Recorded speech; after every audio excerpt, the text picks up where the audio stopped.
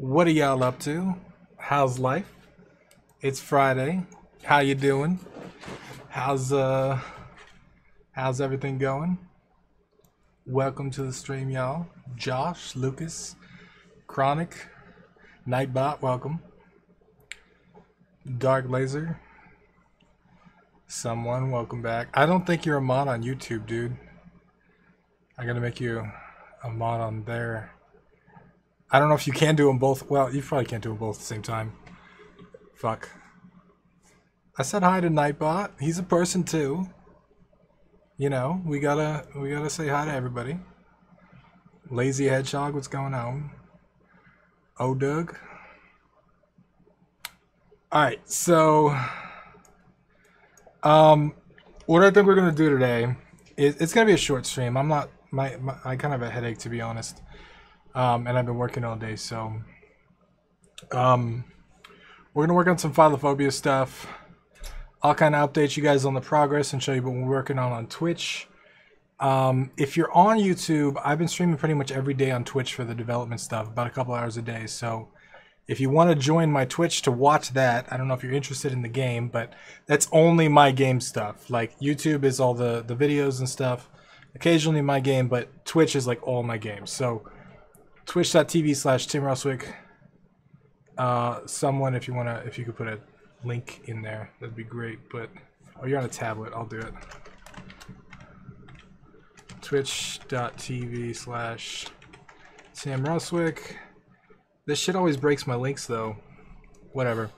So if you want to follow it, you can go on Twitch. But we're gonna mess around with some Philophobia stuff today. We're gonna do Feedback Fridays soon, and everybody's been asking about that. Everybody had a lot of fun when we did one before. We're gonna be doing Feedback Fridays. I gotta work on the game, yo. I got like a month, so any regular times for Twitch? I don't have an official schedule. I need one, but I've been streaming probably from about 2 p.m. EST to about 6 p.m. EST every day.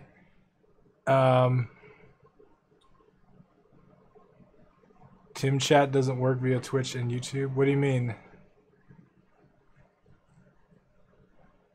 Ampere, what's going on? Sea Demon.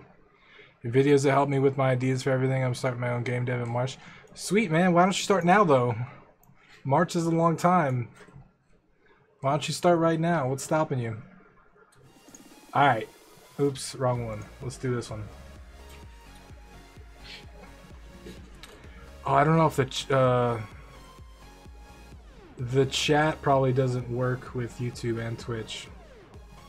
Damn it. Damn it. Can't see the chat from YouTube? Alright, we're gonna fix that. Hold on.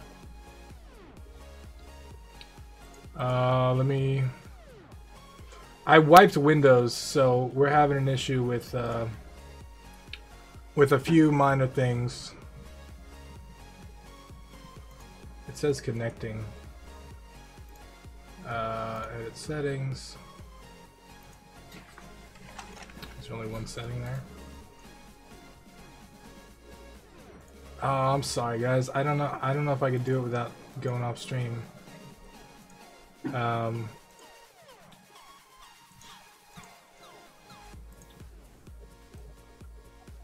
layout background seems different. Yeah, it's a little bit different. Alright, so here's what we're gonna do. I have way too much shit open. Close that. Alright, so we got Philophobia going.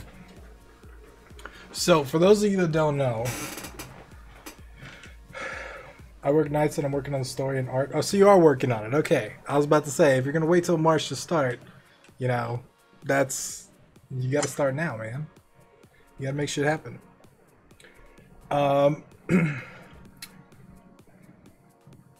Sea Demon. Okay, so I think only the Twitch chat is showing up. So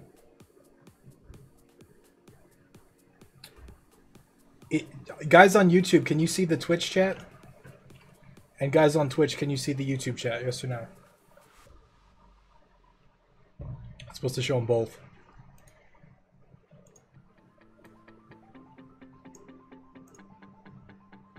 If anyone wants to go to Twitch. Yeah, thank you. Okay, so what we've been working on is I've been really concerned lately, and the guys on Twitch know this, but I've been really concerned lately that the game was just feeling like a generic platformer a little bit too much. I'm seeing both. Okay, Josh, perfect.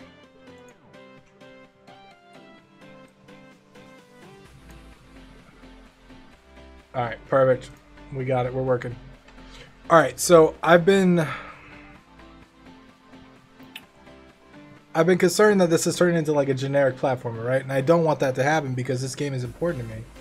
And I don't want to make a generic game. Like, you know, I want to make something cool and unique and worth it. So what we came up with are things that we're calling Heartifacts, which are these little hearts here. And basically, what they do is they change up the gameplay a little bit. So I'll show you guys a few of them that we have.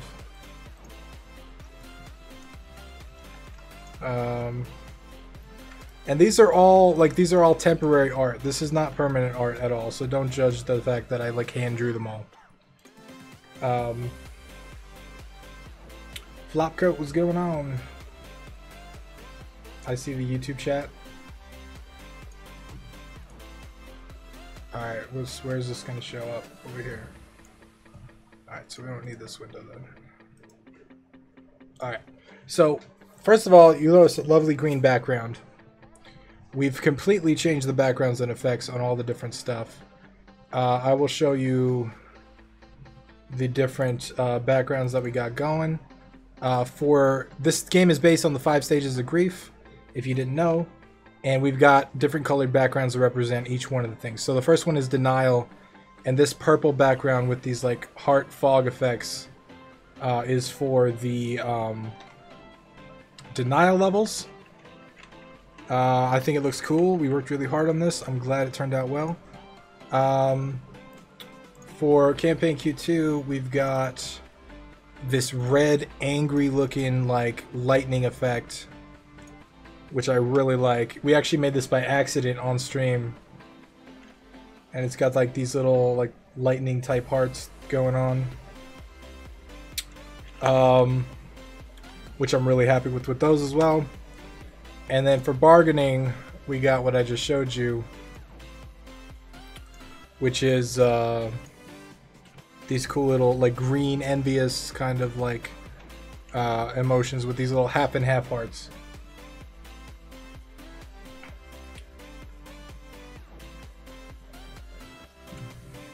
Hey Tim, you had a shadow problem last night on the level which had lava. Maybe it's because of the max shadow distance.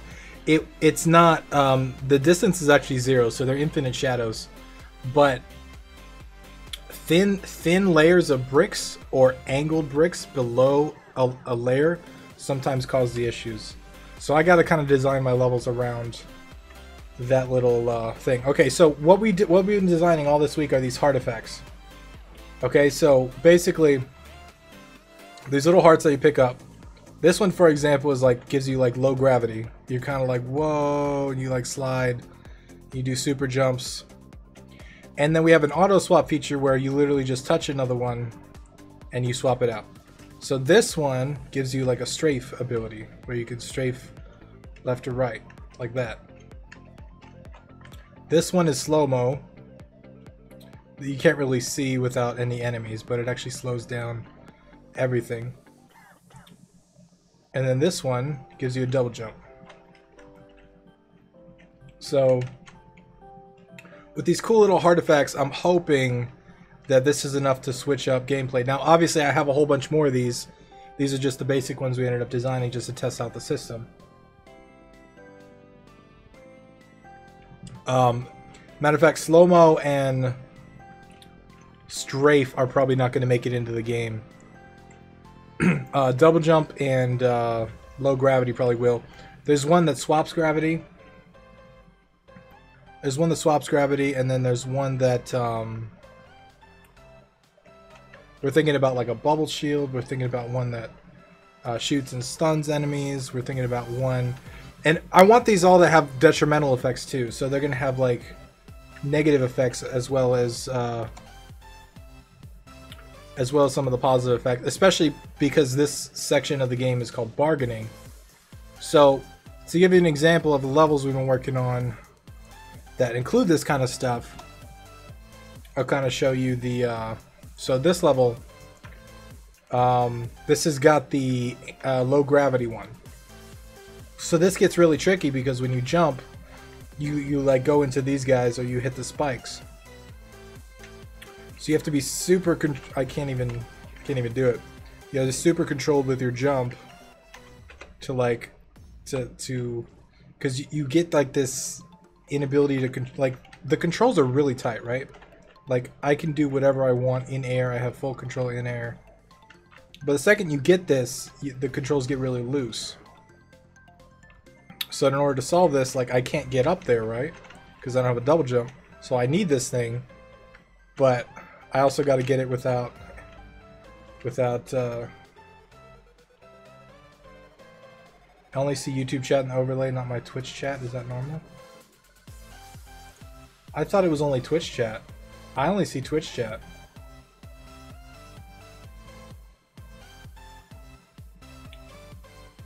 In the overlay, you mean on screen? Or you mean in the actual chat box? Okay, so we made it.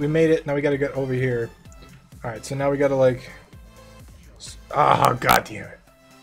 I'm gonna rage in my own game again. Are you guys ready for this? Yeah, someone test shows up on the... on screen. So YouTube shows up. Do a test from Twitch. Wait, Relative Ed shows up too. I see both. Alright, we did it that way.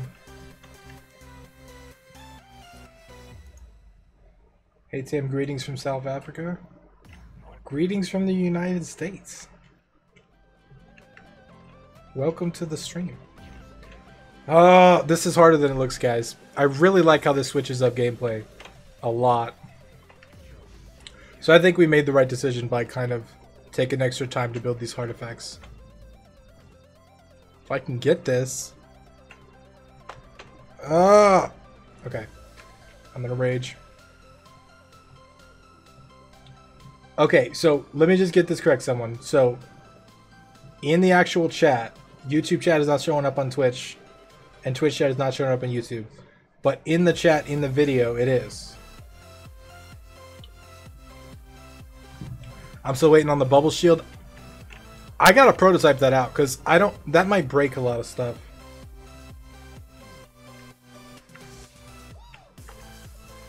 Alright. Alright, so... fuck. I fucked it up. I had it. I fucked it up. No, I didn't. No, I didn't. I got it. I got it. Okay, so another feature of this is that when you touch the key auto swaps for whatever you got. So you can't hold a Heartifact and a key at the same time, which makes for some interesting encounters because you have to choose when to use this and when to actually use the key. So for here, we need it. So I have to jump and pull that one off, and then I have to use the key to get over here and do that. So we also have another one like this where excuse me.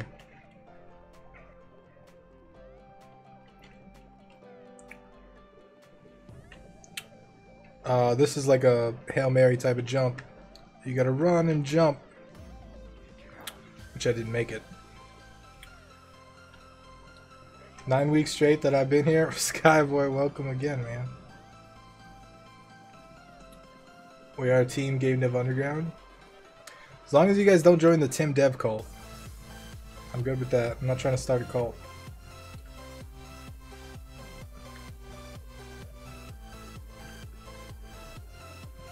Imagine if we could unite into a team and develop our own indie game. That'd be cool to kind of crowdsource a game, like across the whole community. That would be interesting. So I'm back to normal now. I got the key and I can go win. Alright, so what we're going to be doing today is we're going to be making a little bit more of those levels. Levels like this that include...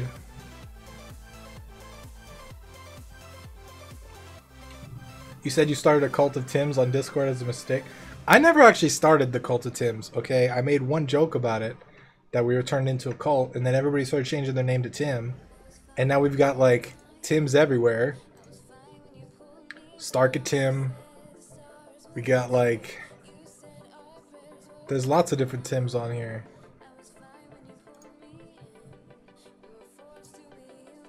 Neuro Tim. Come on. Everybody's changing their name to Tim. Alright, so we're going to build some levels. I think we're going to go with the low gravity one again. So we're going to pull these aside.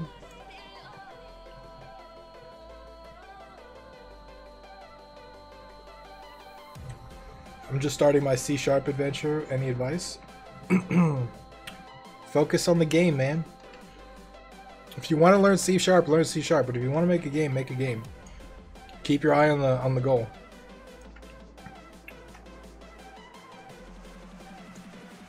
I was Tim, but I resetted my name for Clan and World Tanks. Well, good. People should change their name, and they shouldn't be Tim.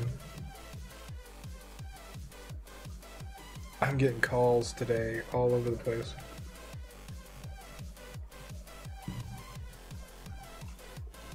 Alright.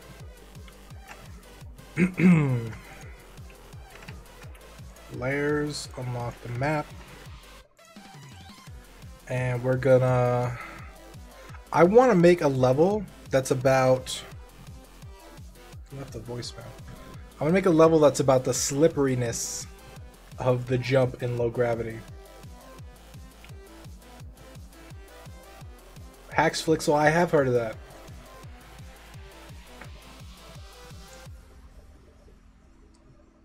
Take Ben's Udemy course on Unity and C#, only like $10 and you make game while learning.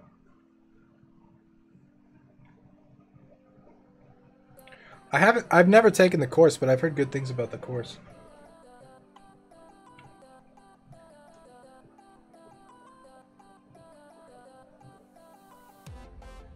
The shifting platforms, pillar-like items are really unique, as far as I'm aware. Jesus Christ, people.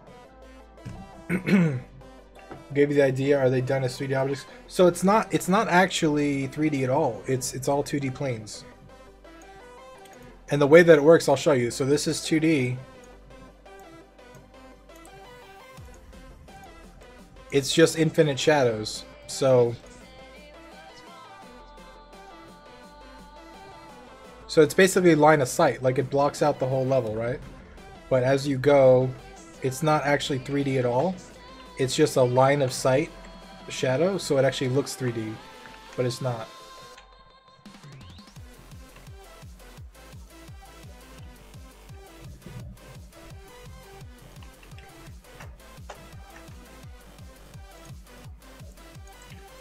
Alright, so we're gonna make this smaller actually. We do that.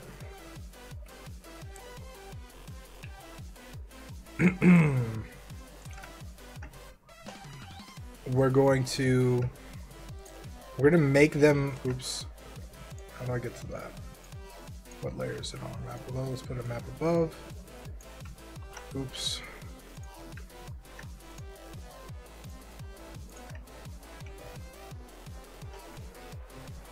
It's kind of like 3D on 3DS. What gave you the idea, just playing around? Yeah, Construct has a built-in 2D shadow setting. And I was messing with it one day. And I've always loved the 2D shadows, but I made the infinite shadows infinite height, and I made them 100% visible rather than transparent. And that's the effect I came out with, so it turned out pretty cool. So immediately when you slide in, I'm going to put some spikes there.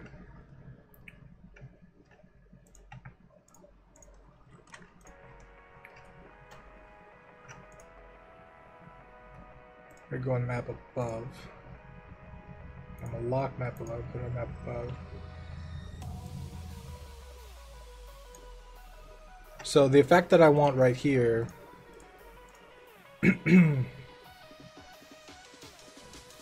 you're going to go through here and then you're just going to keep sliding. Because it's really hard to stop once you pick this up. So you got to go like super... So you got to do that. So you got to play it safe. I like that already.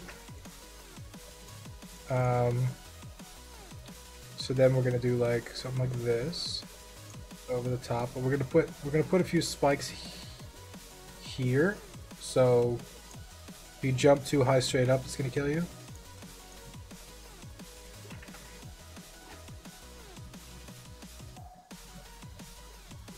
I'm doing this challenge 1 week, 1 game, and basically the point is to create a small mobile game each week and do it for a whole year. That's 52 games in total.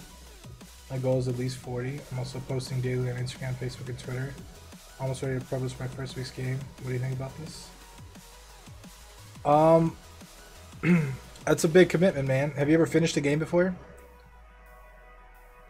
It's a cool idea. I did something similar. I did Finish Friday. I don't know how long you've been around the community, but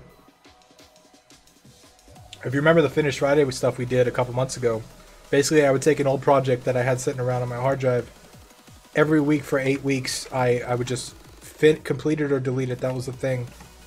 I would just finish it right there on stream live for everybody, or I would delete the project. And 8 weeks we completed 8 different mobile games. And the last week I actually made one completely from scratch on stream in 10 hours. That was a hell of a challenge. It was very rewarding though. It was very rewarding for sure, and it taught me so much. I'm so glad I did that before I started messing with this game again, because it taught me so much. 3D work is too much extra math for me to bother with us.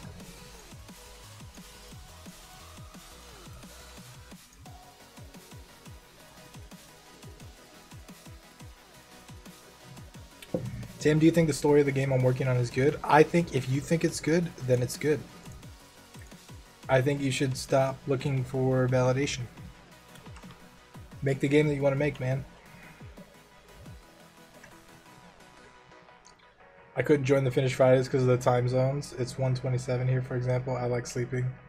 Ah! Well, you gotta make a choice. Do you like sleeping, or do you like Tim streams? I mean, which one do you like more? It's about priorities, right? Okay, so you can go quick if you need to. That's good.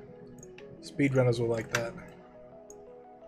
I'm with you though, man. I like sleep too. Sleep is my friend.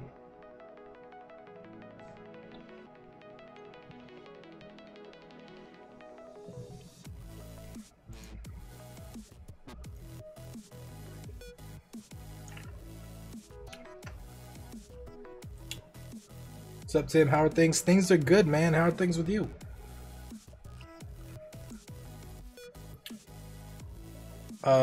Yesterday I was kind of like...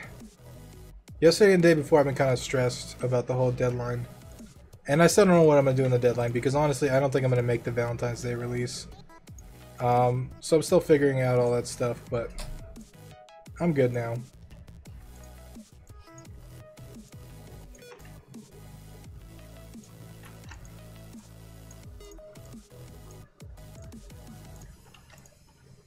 Alright, turn this a little bit. Been busy weekend prototyping out. Weekend prototyping is always fun. Posting the progress on social media helps keep you going. Started a YouTube channel and doing a devlog every week, tracking our progress that we're learning. Channel's Lazy Goblins. Cool, man. I published 5 small games, 2 medium games on mobile so far. Doing Unity for 2 years, and yes, I know we're 8 games in 8 weeks thing. That's one of the reasons that inspired me to do it. Seriously, thank you. Cool, man. So yeah, if you've made games before, I say go for it. I was just gonna say, if you've never made a game before, you might be setting yourself up for failure there. But if you've made games and you understand like the scope and all that, go for it. That's a cool little challenge. Didn't you guys follow Tyra Games?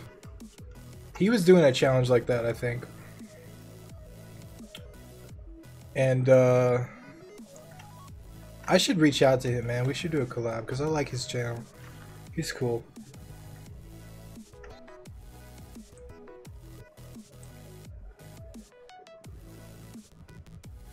Would a cool troll to add a slowdown on the right above the spike, so if you clip it, you lose the height and jump and crash? Like right here? That might be a little too brutal. Excuse me. There's a popular podcast called Hello Internet where all the listeners are called Tims. Just reminded me of that. Uh-oh. The Tim Dev called is real.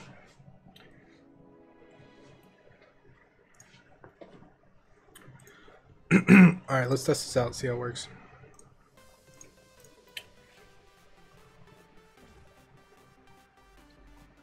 Tim, the character sprite's causing me anxiety. It needs more detail. Then add more detail, man.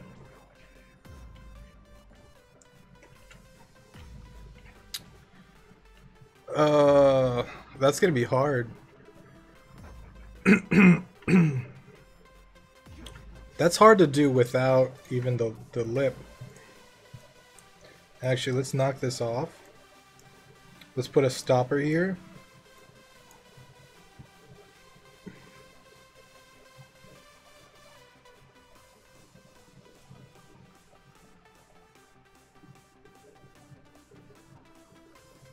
Above the 3. I think that might interrupt the flow a little bit though. Like let's try that.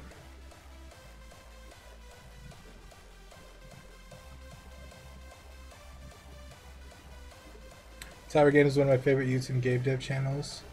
Hardy was doing the same thing. He pointed out that in a year it has 52 games. Yeah, dude, that's. It's gonna be a challenge though, man. To like, I gotta be honest with you. The Finish Friday stuff, some of it was fun. Like the first 2 games were fun. Then it got stressful as shit every week, and I was just like, oh, every week. Like I would be talking to Nicole about it too. I'd just be like, I don't know what I'm gonna do this week. I don't know how I'm gonna finish that game on stream. It's gonna be crazy, and everybody's gonna watch me fail, and it's gonna be horrible. And then we did it, and everything worked out. But there's a lot of stress involved, man. So just be prepared. The main thing that I would say on big things like that, because I've been posting a YouTube video every single day. And what day am I on? Let me see. I'll show you. I keep track of the days. I'm posting a YouTube video every single day for 236 days so far. Every single day. I'm going for 365. So longer term challenges like that are complicated. But the main thing that I've learned that kind of allowed me to remove a little bit of my anxiety around the idea was that if I mess up, I'm not going to quit. I'm not going to like just say fuck it. I'm not going to like just completely stop. If I fuck up, I'm going to start again next week and just move on from the failure. So like, yeah, it might happen. Shit might happen. Life might get in the way. Computer might crash, you know, house might burn down, some shit like that. But yo, if it does and you miss a week, it's all good, man. Don't beat yourself up for it. Don't quit on the project. Don't do any of that. Just start again next week.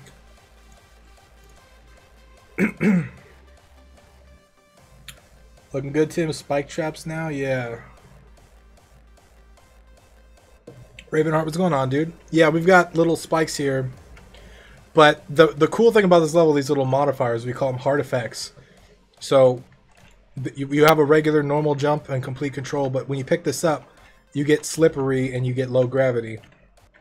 So it's actually really hard to kind of like stop yourself from going into the spikes. It switches up gameplay a little bit. Game Divine, you actually inspired us to do the 1 devlog a week. That's awesome, man. That's cool. Consistency is the key, man. And like I said, if you miss one, do it again next week. Don't quit. Don't like, you know, say, oh my god, I'm such a failure, and like, why do I try this? No, just try again next week. Keith, what's going on, dude? We're on week 2 right now. Well, you gotta do week 2 to get to week 3. Just watch Indie Game the movie. Have you seen it? Yes, I have. It's a good movie. Maybe it's a little unrealistic, paints a little bit of an unrealistic picture of success, but it's a good movie. You don't just sit in your bedroom and then have a successful game, but, you know.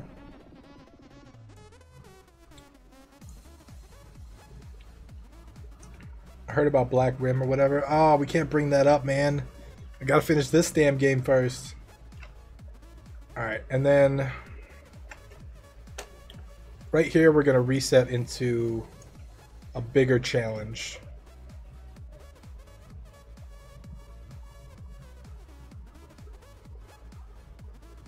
Actually, what if we had a longer runway here? We have a little bit of a longer runway. Sorry, no, dude, it's all good. I'm just messing around. I really want to work on that game. I'm really excited to work on that game, and I have a prototype of it. I gotta finish this game first. All right. So, if we do like a little jump swap, where you have to swap with the key. Like, we'll put the key like right here. And we need some lava. Give us some lava. We'll go on map below. Oops.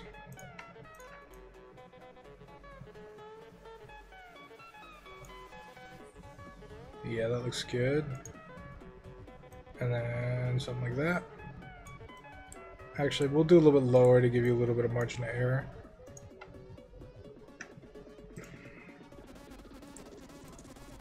And we'll do a drop. Well, actually, it'll be to the right of the key, so with momentum, it won't kill you.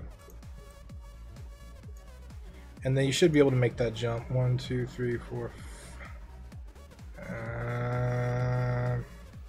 Maybe. We'll try. We'll see.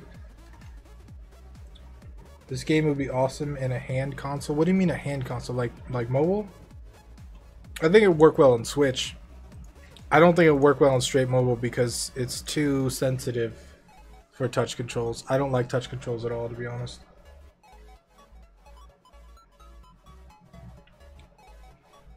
How long should I take to learn to use my first game engine before making a title? 0 minutes and 0 seconds. You should dive in, follow a tutorial right away, and make a game. You can look up Pong tutorials right now with Unity.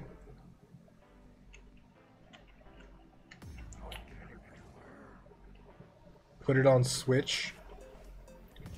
I don't like the Switch hardware would be perfect for this, but I actually haven't done any research into Switch at all, and I don't know if they have content guidelines or anything like that, because suicide and all that stuff is likely to fail some content guidelines, if you know what I mean.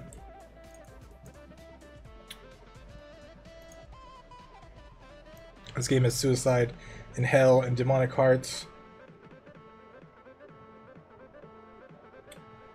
Do you need to be good in math for programming games? What mathematical concepts should I learn?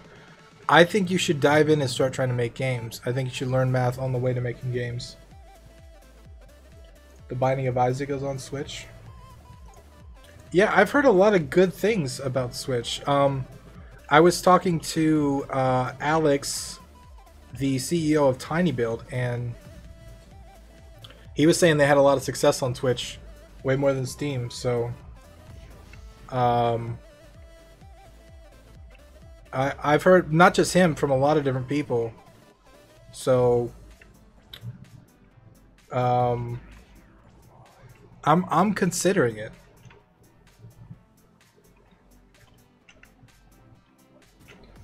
Okay, so you swap in the air.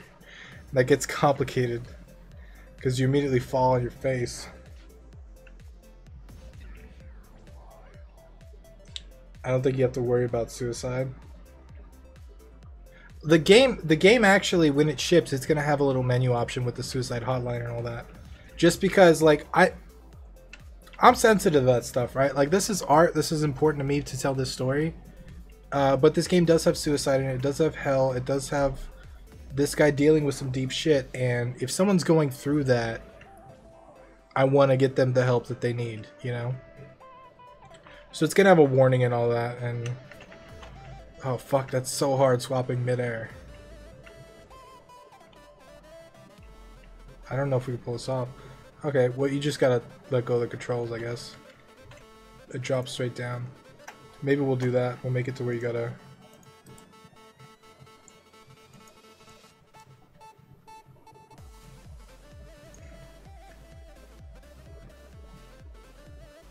Indies right now are loving it. Nintendo has learned from their mistakes. Do you have your levels all planned out, or do you make them on the way? I generally make them on the way, because whenever you plan something out, it never works out. At least for this game, it never works out how I want it to, and I always end up tweaking it. So I just stopped drawing levels or anything at all. I just started prototyping completely in editor.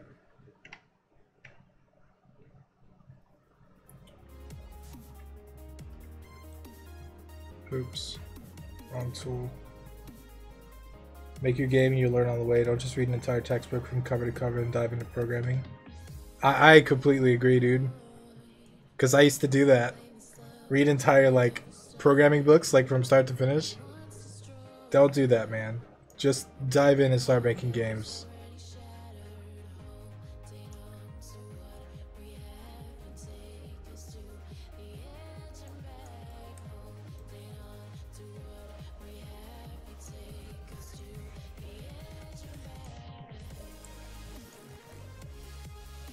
Two, three, four. Okay. So we're good here. So let's move the wind door. We need a place for this guy, though.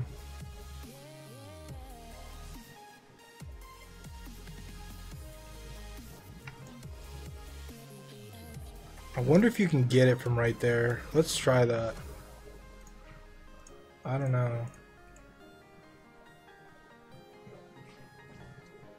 Best websites to learn how to make games, google.com and youtube.com. Those two websites will teach you everything you need to know.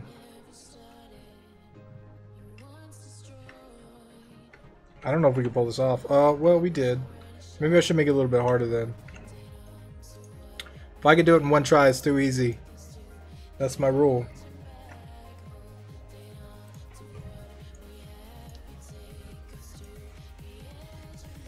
I disagree. YouTube is a shitty website to learn. What are you talking about, dude? There's all kinds of stuff. You can learn anything on YouTube. I've learned how to rebuild carburetors. I've learned how to make music. I've learned how to do all kinds of voice effects and sprite drawing and Illustrator and Photoshop. YouTube is fantastic.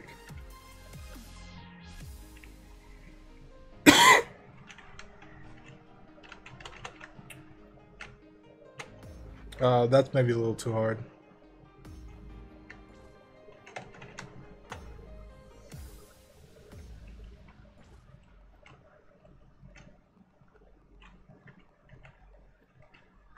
No, that's a little too far, I think.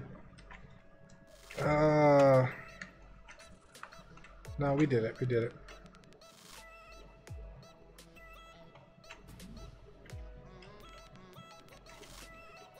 Alright, so I'm gonna make this a little bit harder. I'm gonna add some spikes here.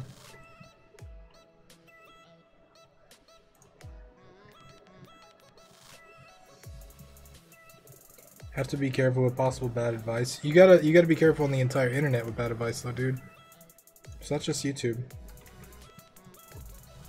Even Udemy. Udemy's got plenty of courses that are shit. Because I've taken some of them. There's plenty of bad advice. But then what really is bad advice? Everybody's giving their opinion, right? Like my channel's a lot of my opinion. A lot of people disagree with some of my opinions. I don't care, they're my opinions. I say a lot that I don't really want to give out advice. Like that's not what I'm trying to do, because I don't know what's best for you in your game. I know what was best for me in my game. And what I did, and the shit I failed on, and the shit I you know, fixed, and that's what I share, but I don't know what's best for you. If learning Unity, I'd recommend the tutorials they have on their website. Yeah, that's not a bad idea. I was thinking about doing a construct course, to be honest, because a lot of people, like, I didn't realize how many beginners we had in our like stream, but we've got a lot of people that have never finished a game and they want to make their first game. So I was thinking about doing a course that would walk you through like the first 5 games, like Pong, Tetris, like building really basic games that kind of go up in complexity, and then porting them to Android and iOS and all that. Because there's a lot of little intricacies there too, actually getting them published and stuff.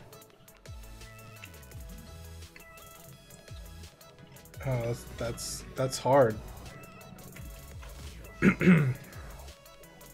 Tide Pods taste great. Do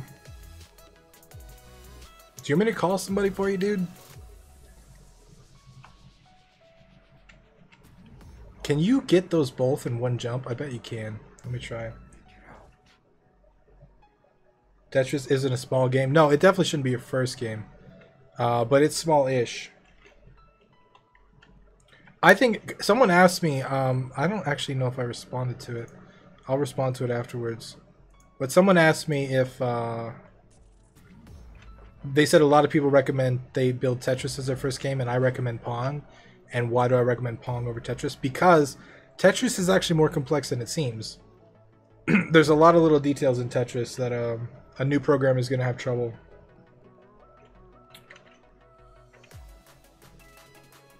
I think you can get them both. That's not bad. I mean, it makes it a little bit harder, so.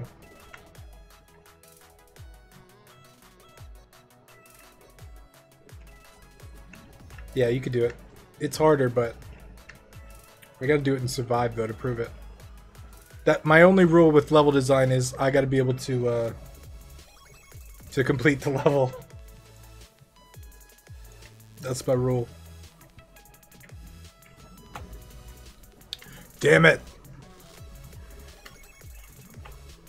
No, I need to get the heart thing.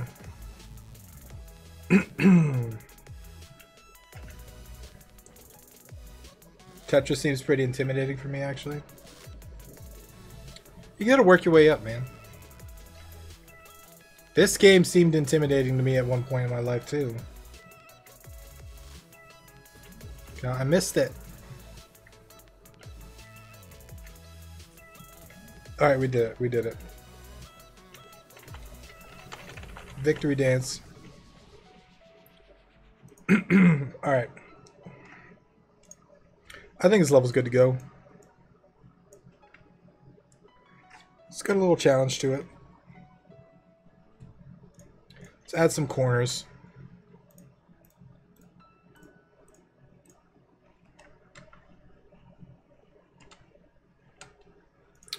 I'd like to add corners after I'm finished with the level design. It just makes it look cleaner, I think. That's fine. Yeah. Right side.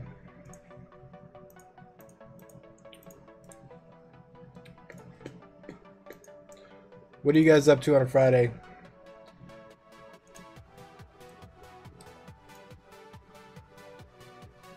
Have you considered hosting Game Jam? I have, and I plan on doing it in 2018. I'm a little booked solid with this game right now, but when I'm not, we're going to be doing a lot of community-related stuff.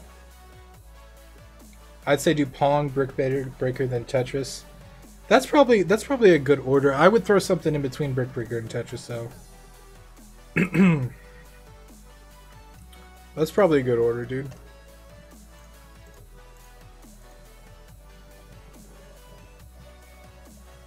Happy hour? How old are you? I'm 29. I keep forgetting how old I am, though. I'm like, wait, I'm not 30? Nice to see you streaming earlier today. Thanks, Jay. Welcome to the stream. Tim, please make the theme not shite. We're gonna do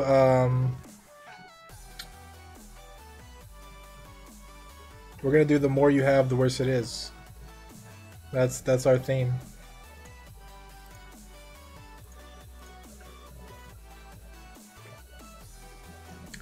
Add a hole and add spikes at the bottom. I do that a lot though. I gotta chill out on that because then the players they know what I'm up to, and then it doesn't work. What game is this? I don't like it at all. It doesn't have enough explosion. What's up, Mike? Alright, so I'm happy with the level. I'm gonna double check and make sure none of the angles break the game in any way, because sometimes they do. So we'll save it and we'll play it.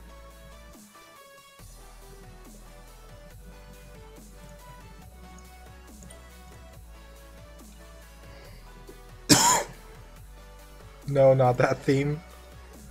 You don't like the more they have, the worse it gets? You didn't think that theme was amazing? Alright, once you know how to beat it, it's pretty chill. It's gonna take people a while to get used to, I can tell you that though. So we need a name for it now. What are we gonna name it, guys? What do you think?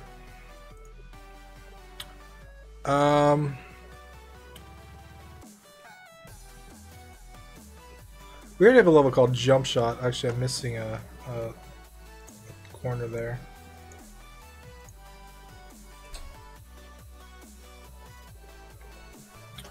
But something like Slippery.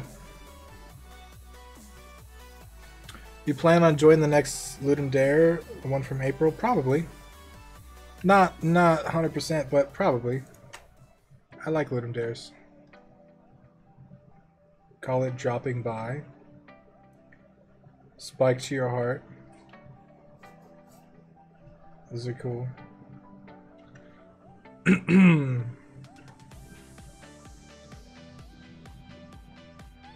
This it's kind of based around the slipperiness. Slippery slope would be cool if the level is more sloped. I actually ran into an issue because I designed this to where I can have slopes in the levels, right? Like, if you notice, this level is actually, it's at an angle. I don't know if you can tell, but there's a slight angle there. The problem is I can't tilt it too much or it starts to cut off parts of the level. And I need a border around the edge, because if I port to console, there needs to be a barrier around there, because some people have TVs that cut off here or cut off here or whatever. So I got to make sure that I have that little barrier. More downwards progression. Oh, okay. I got you. I got you. We could do that too. Maybe we'll do one like that next.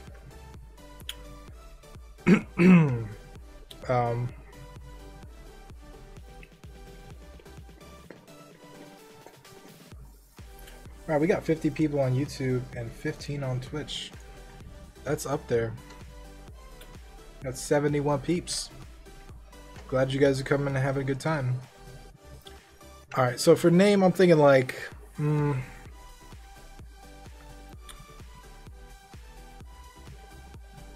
let's call this Slip and Fall. Because you can do both in this level. I always go back and change names when I come up with better names for them. But I don't like to get hung up on the creative process, because then I feel like it's just a waste of time. Is this your game? Yes. Alright, so we're gonna start again. Grab another layout. And this one, we'll use the same mechanic, I think.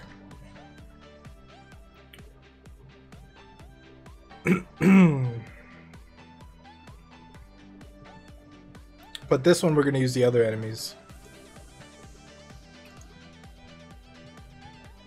So this level changes the player's gravity. This Heartifact actually changes the player's gravity. But yeah, because of the way it's placed, the whole level is kind of based around that. Create, create, create, then revise. Pretty much, Josh. That's the philosophy I believe in for real. I just like to speed create through shit and then go back and iterate. I feel like I get more done that way.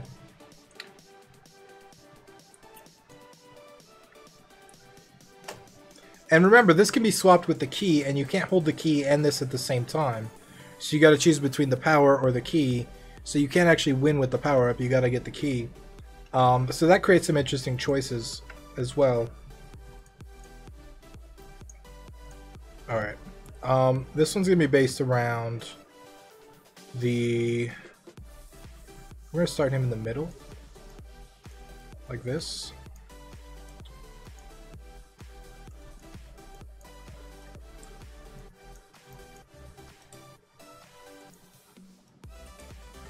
And then I want some of these guys in here. I want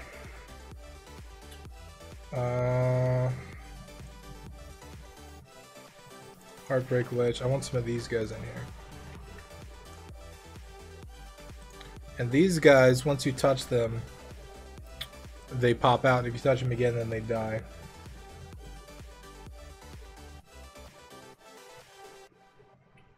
I'm actually working in my game too for once. Cool, man. That rocks.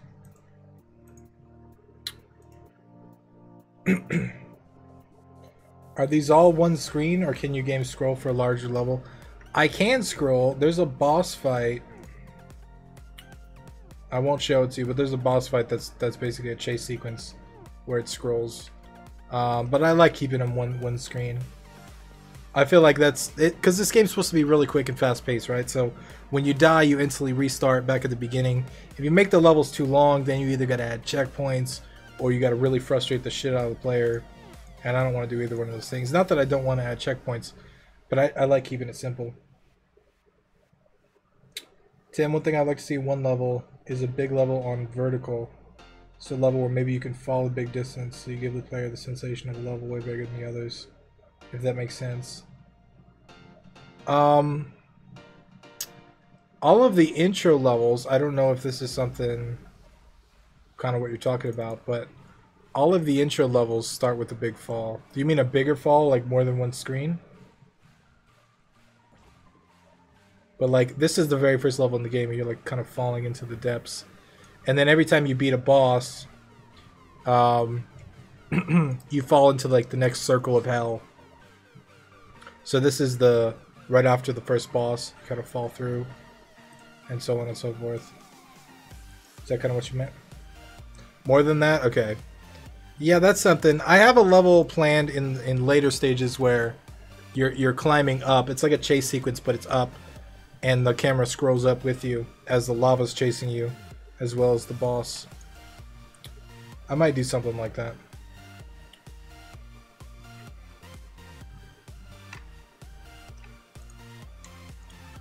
Alright. 2, 3.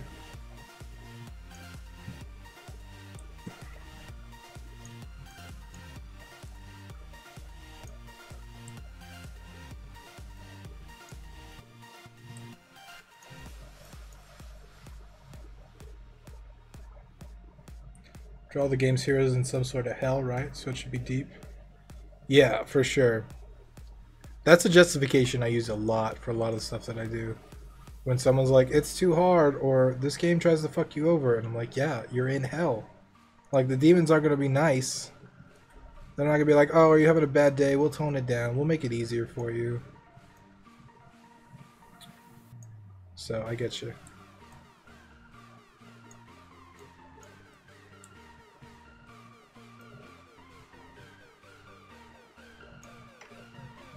How many levels do you have? I probably have a little over 100 right now, but I'm cutting probably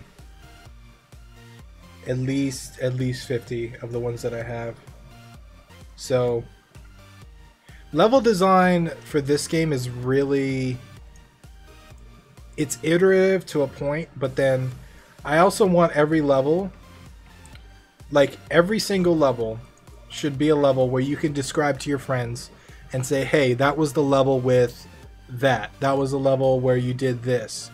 And if you can't do that, chances are that level is probably going to get iterated on or cut, because the levels need to be unique enough where they're memorable, right?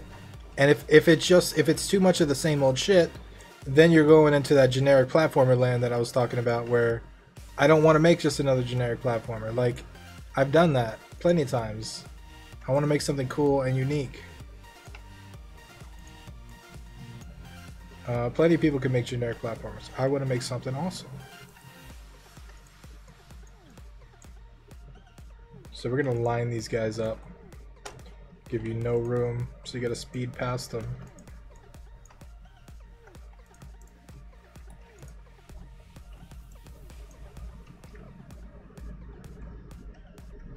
A lava boss chase you with a lava fills in after you.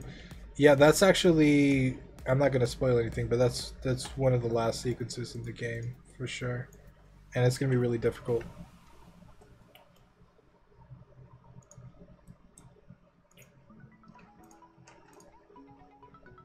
Alright, so we actually need to shut this down a little bit. To where you gotta...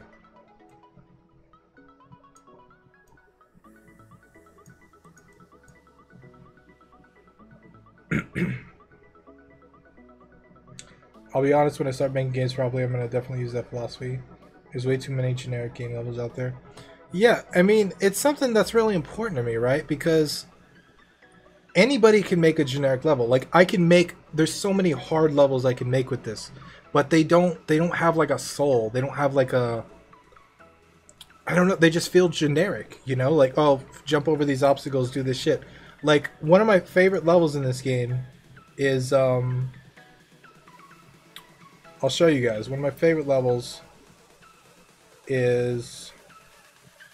Where's it at? Is Heartache. This level... I love this level. I love this level so much. It's ridiculously hard. Right? It's really fucking hard. So you start out with these spikes that are chasing you like this. And then you go up here. If you miss the key, you miss the key. But then you dive into this upside down heart. It's called Heartache, and you got all these little hearts everywhere that are like trying to stab in the heart. And it's really fucking hard. But I love that level because it's so memorable. And I want to create a whole bunch of levels like this where, you know, they're really fucking memorable. And it should, like, it's fun to watch that too, right? Because they look cool and they have something that's like thematic about them, and it feels really good. Will this have a level editor? I'm thinking about it. I definitely won't have time to do that by February, but I'm thinking about including it later. Do you have moving enemies? Yes.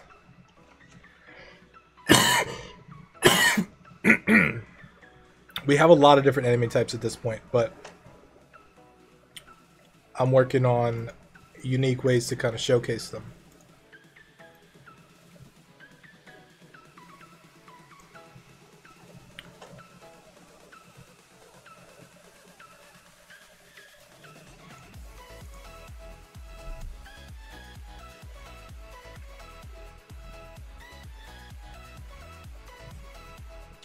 Tim, I remember you thinking about cutting that level when you were early in the process of making it. Yeah, totally. I remember that too.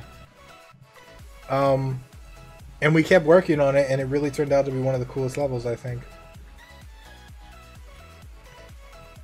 It'd be neat to have a timer for players who want to speedrun.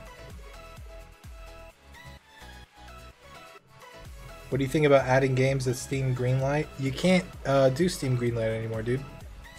Steam Greenlight shut down. There's a thing called Steam Direct now, where basically you pay $100 and you apply and you get approved. Pretty much anybody can go on Steam now.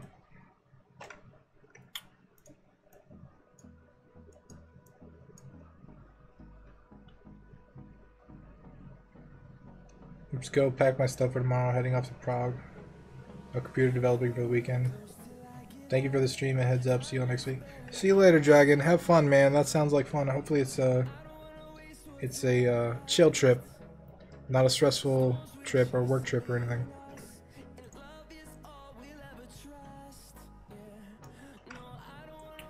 Sounds fun, dude.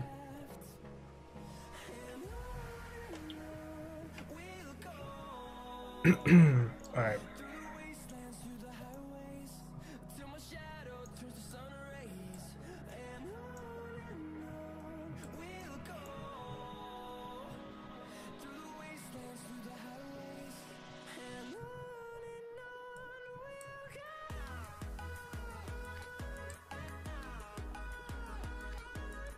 What if we had... What if you went high or you went low? You got fucked up, but you had to thread the needle, kind of.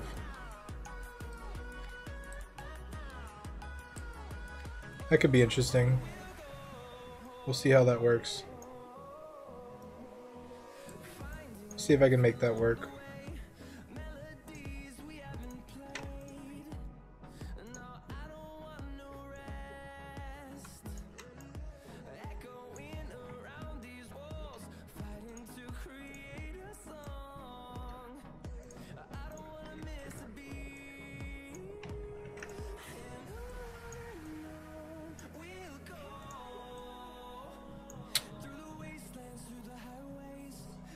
Make it brutal. You think we should make it really hard? I think we're gonna have to give a little more jump height though.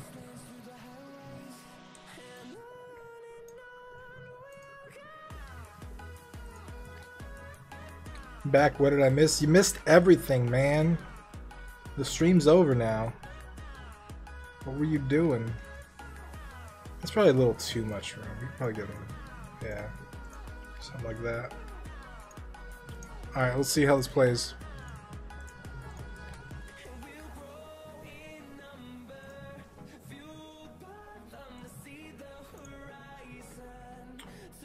Okay. Oh, that part's hard. Okay, so let's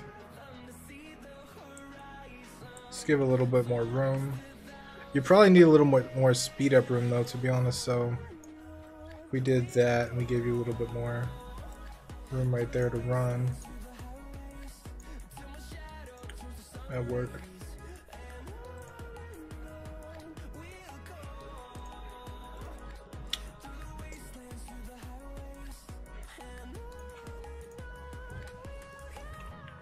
Alright. Pick up speed a little bit. Yeah, that's gonna be I don't know if that's doable. If you maybe. We can call this level Thread the Needle. Cause you gotta make it in that little hole. We're gonna have to move it back a little bit though.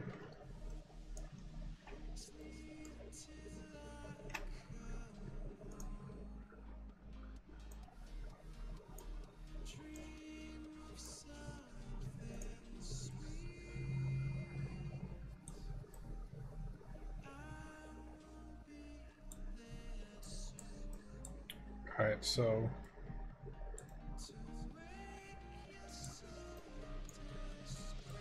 actually I think we should do this.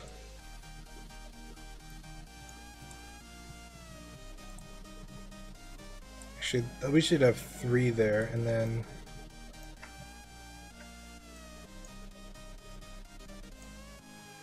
how many levels do you have? I have a lot of levels. I have just over 100 levels, but I'm probably going to cut half of them. And we'll make a drop down where you can... because you have the thing, right?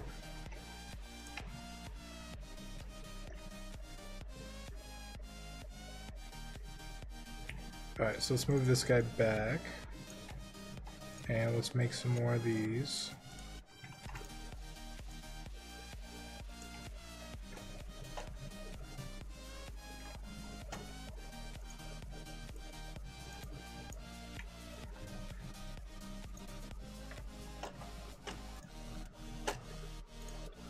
Alright.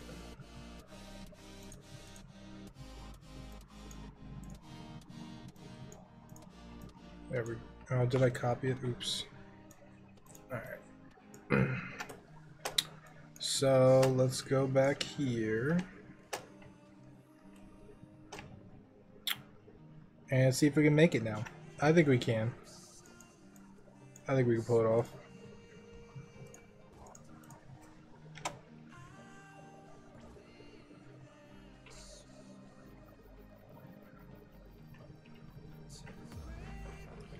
So you gotta jump at like the perfect time. Well, actually, what if... Because that might be a little too easy.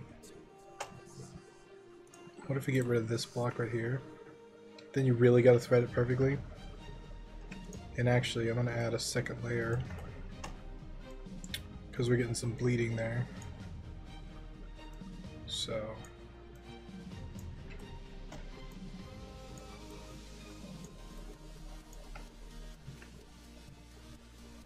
Really curious what music the game will have, because being able to create right atmosphere is very important. Basically augments the visual part of the game. I completely agree, man, and the music is really something that hasn't got the attention it needs yet. For real, because you are 100% right. I think that's probably, if we're talking about theme and mood, that's probably at least 30-40% of the theme and mood, like on its own. That's not going to be doable. That's just going to be impossible.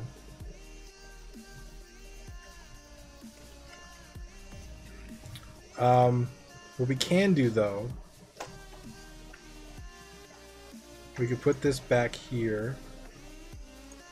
Move these up in line with this guy. But then also... Actually, get rid of these and make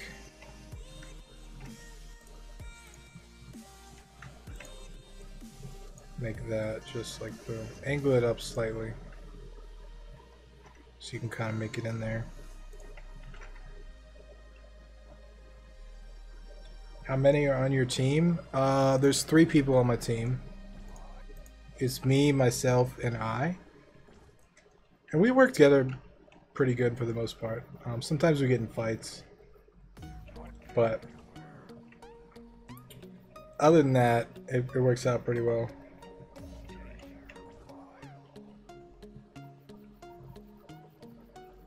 Yeah, you're gonna have to like, oh shit, that's like, that's gotta be like the perfect, oh shit.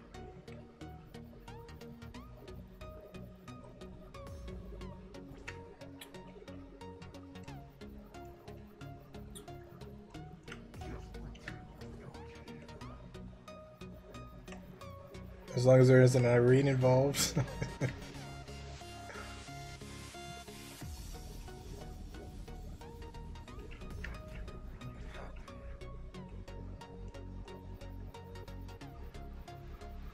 I don't know if this is doable, guys. I don't know.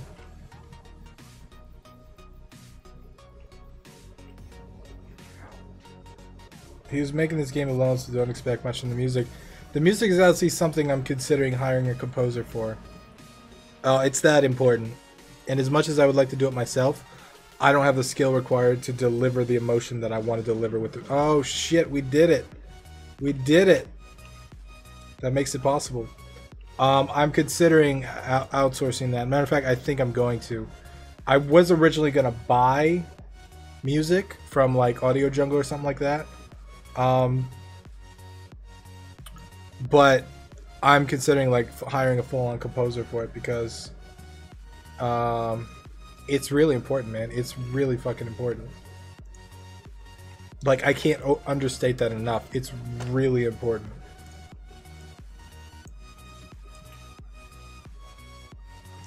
Can you control how you jump using the gravity effect? You can. You have control from like...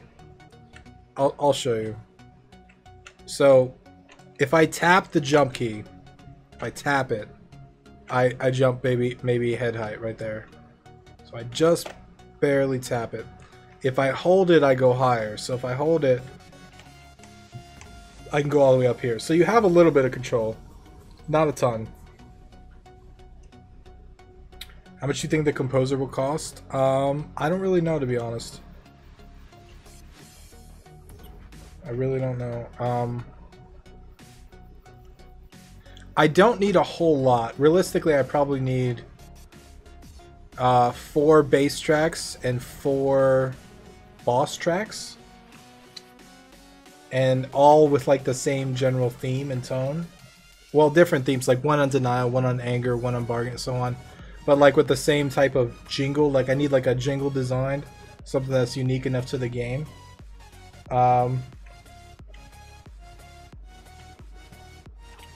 Worked with a great composer recently. If you want a recommendation, if you have his portfolio or anything, if you want to shoot that to me on like Discord or something, that'd be appreciated. You are jumping too late and too early. I noticed that. Thank you.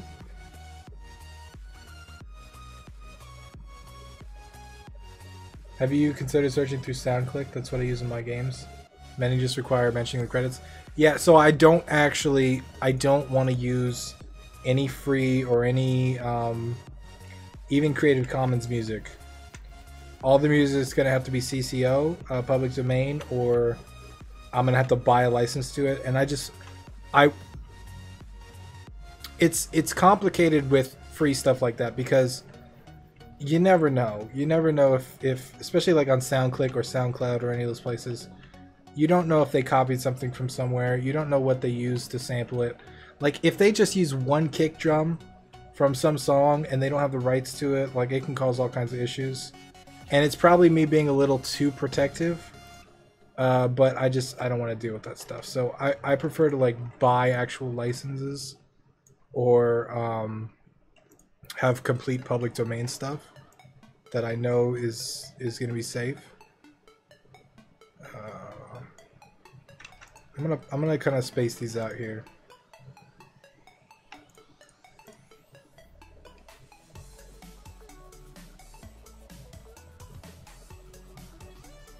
Do you think one boss track and one end boss track is good enough? What do you mean? I was thinking of one like base level track and then one boss track for the actual boss fight. I know a great composer I've worked with. I'll send his portfolio through Discord. Thanks, man. What would you say the most suitable programming languages for games is? That's like asking what the best metal is for use in cars is. You know, you can't really answer that question. There's cars made out of fiberglass, titanium, carbon fiber, steel, plastic. They all have their pros and cons.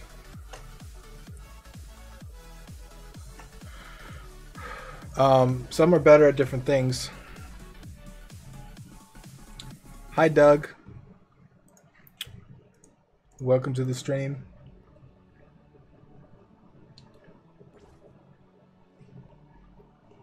Python is made of snakes. That's true. You got to be careful with that. C# can end up cutting you. You gotta be careful. Aluminum. Someone has an opinion, and I'm sure if you ask what the best programming language is, they'll have opinions on that too. Some people can charge you but still not have the rights to content. Yeah, that's a problem too. I agree. I just, like, if I've paid for something, yes, I could still get ripped off like that, but at least I have, like, legal protection in some weird way. Probably not 100%. I'm not a lawyer, don't trust me at all. But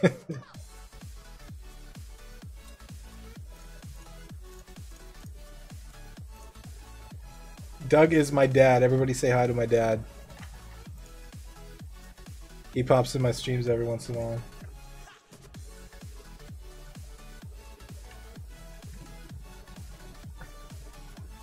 He wants to check out this weird stuff that I do when I type on the computer.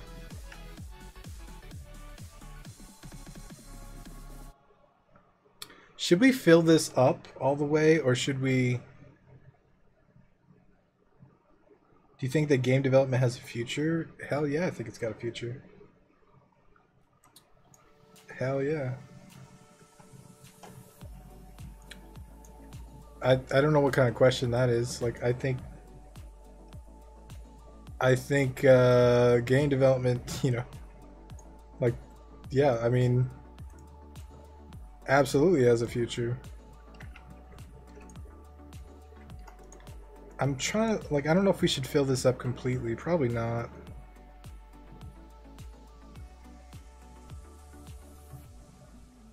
Just a general rule, anyone can sue you for anything as long as you take reasonable precautions. Yeah, pretty much. Hashtag America.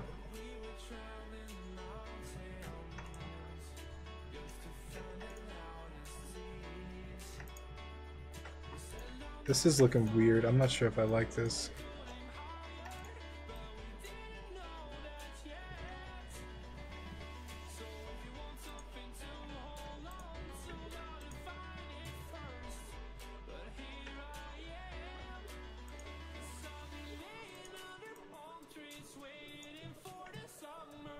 This is weird.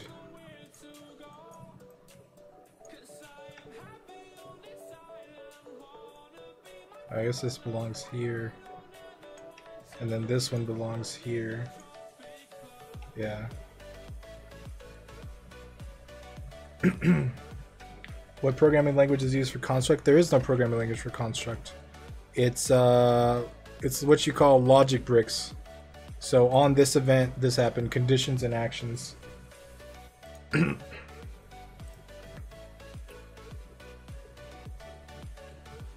If you do use free, make sure you screenshot and copy store the info where you got it. Then that person is responsible. I agree. And I don't just think copying the website link down is enough. I completely agree with that. Because I've copied website URLs down and stuff. And they've been down later when I went to check. Should I just fill that whole thing up?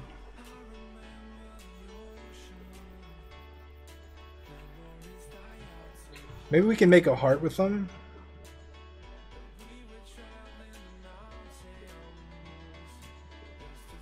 I understand that you use Construct and have used many other engines over the years. Would you consider using Unreal and stepping over Blueprint system? Jason, I'd consider a lot of stuff like that, man. I'm working on 2D games, and I haven't found anything that's faster and more effective than Construct at 2D games. But when if I jump into 3D, I'm gonna be reevaluating all the different engines. I'm gonna mess with them all again because it's been a while since I messed with any of that stuff, and I need to reacquaint myself. But also I need to I could make a YouTube video out of it, and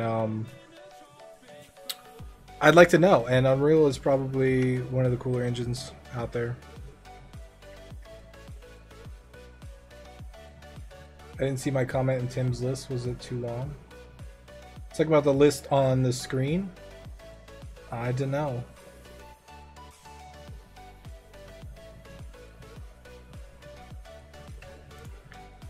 This is weird with just having it randomly.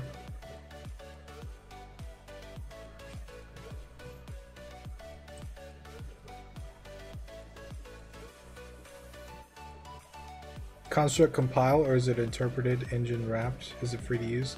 It's HTML5, so you can wrap it in anything. There is a free version. Why is this closer than this when they're... That's why. That's why it looked weird. There's a free version. The pro version is $100. Construct 3 is $10 a month, but I wouldn't recommend that.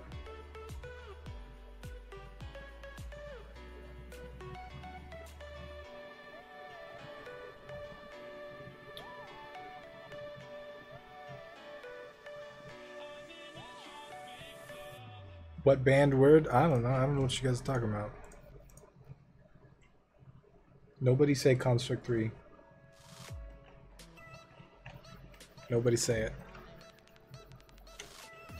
It's weird. Why does it just look so weird? Should it be completely filled, or should it be... Why does it look, just delete all that, start over. I definitely like the floor layer. That's cool because it keeps you moving. At no point can you ever plan out your jump.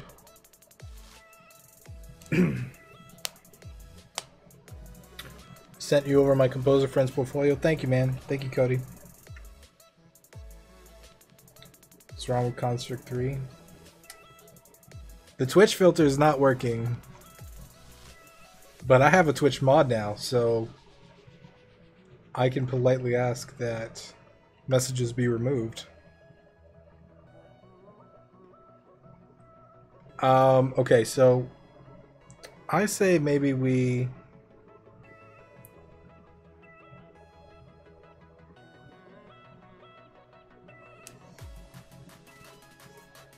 All those categories with game, grief, anger, you're trying to emphasize them through the levels and music, right? Yes. Problem is that the hero of the game, the main character, is always the same. He looks the same, moves the same, jumps the same, so he doesn't seem affected by the level. He will.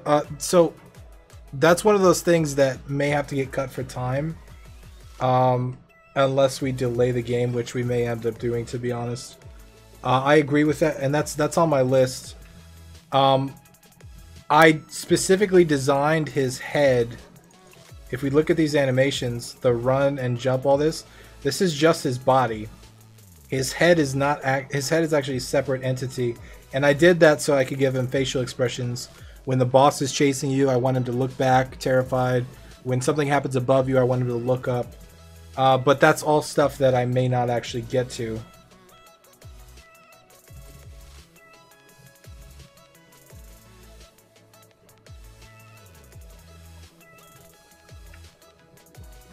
So I agree with you, Mike. I completely agree with you.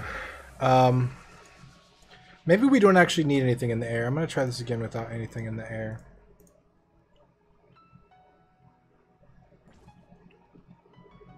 What are your thoughts on a lot of programming moving to subscription instead of licensed copy? I hate it. Most updates just fix bugs, and major releases cost almost 4 to 5 times. I think if it makes sense for the game, it makes sense. I don't think it made sense for Construct 3. They basically took Construct 2 and put it in the cloud and made a shittier version of it and charged by the month. I don't think that was a good call at all. I think that was a really shitty move because they were trying to make sustainable revenue, which I get, but situations like that, I think it's shitty. I think it makes sense for some businesses, though.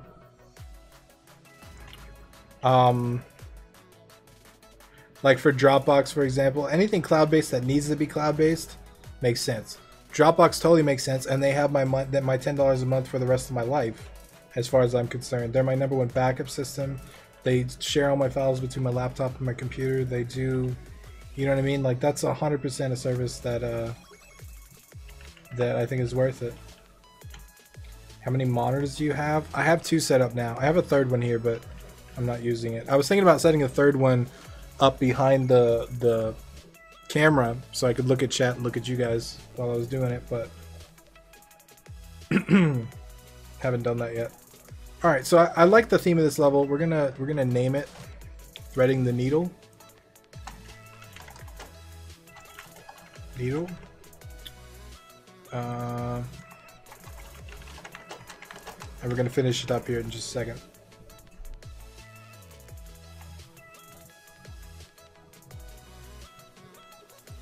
Is there any indie person to break loose and make real money? Dad,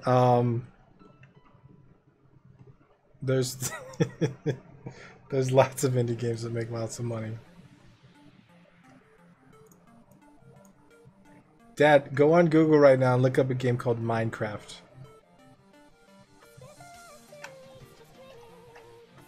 Look that game up.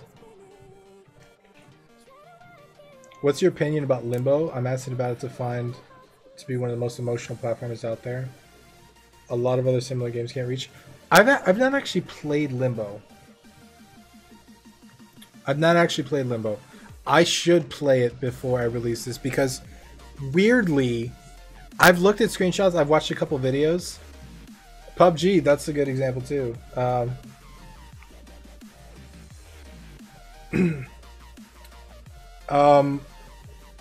This game has been compared to Limbo. when according to the videos it looks nothing like Limbo, but I think they're referring to the dark nature of it.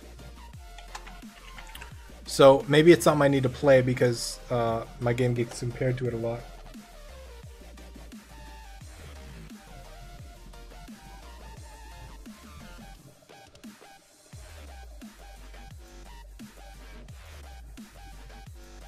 Your game is nothing like Limbo. Yeah, no, it doesn't look anything like Limbo.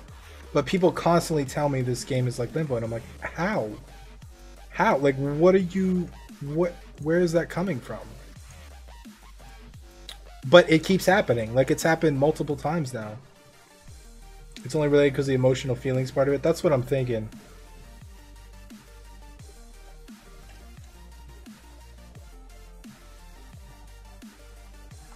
Nothing is similar except the color black. And I don't really even have black at all in the game. Like, this is a dark gray. So, like, Limbo is almost... Yeah, it's like a really dark game. I tried to make this a really... Like, obviously you got the shadow. But I tried to make this a really bright game. Like, even the backgrounds are... And the bright red and all that. Dude, I feel so out of touch. I wasn't aware you were making something. Really? I talk about it a ton on the channel.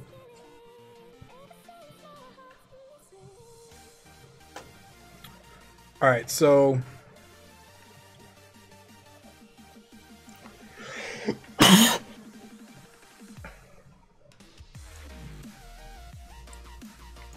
Alright, let's make a little path down.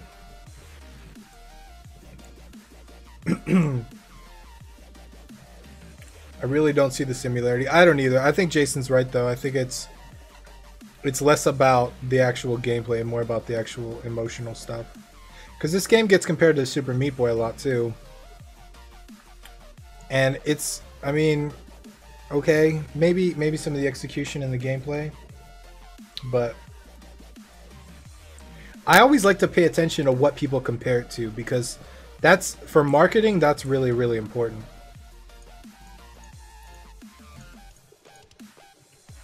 Alright, there's a straight, like, tunnel. And I don't know what we're going to do down here.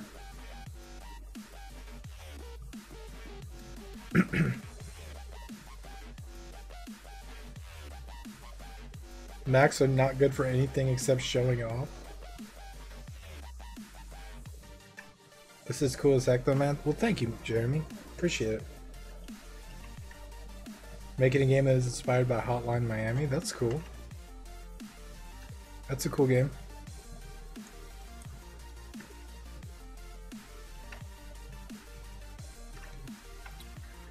Alright, so let's like end it right here. I don't know what we're gonna do in the middle. Probably could just end it, to be honest. Because that's the main challenge of the level. I think another thing that we could do down here is maybe have like one of these things going on where you gotta like jump in between stuff and keep your momentum going, if that makes sense.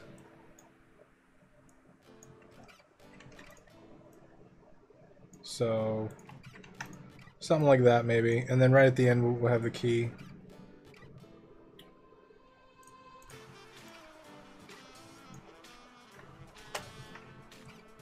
We'll have the key and then it'll swap you out.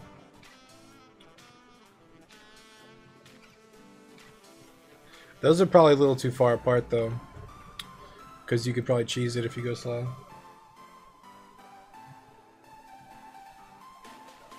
Bring back the pulsing spikes at some point. I could make them pulse, all I gotta do is change a boolean. Put two enemies in, one top and one bottom, and you have to jump between them. That's kind of what I did. Let me see if we can make it this far. Nope.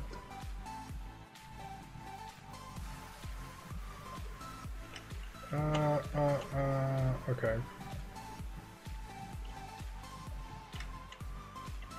Yeah, this is...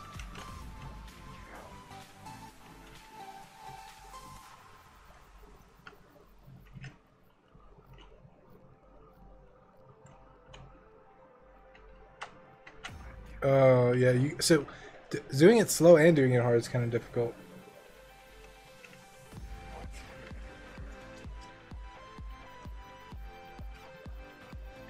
Go, keep in mind what. Okay, we did it that time. Oh, shit. That's hard to do, man. I jumped way too late. I don't know what I was thinking. Out of curiosity, will there be another game after this? I mean, I'm sure the answer is yes, but you already know what it'll be. You mean like a sequel to Philophobia? This game is about a girl breaking up with him and him committed suicide. If there's a sequel, which I don't know if there will be, but if there is, it will be about someone cheating on the girl. And then it'll start this whole... Okay, we did it. Oh, we did it. Oh, we're pros. Okay. So that's the setup for the next game, if the next game ever exists. Why don't you drop the relic to pass spikes? Because you can't drop it. The only way to drop it is to swap to a key. You consider doing a 3D game for your next project? No, I already know what my next project is. It's Black Rim, and it's a 2D roguelike space game.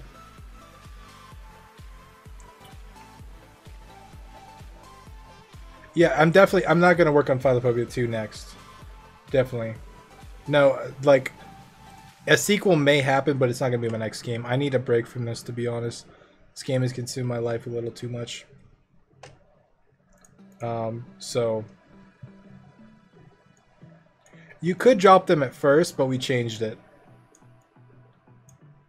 I thought this was more interesting, because that way you have to legit make a choice.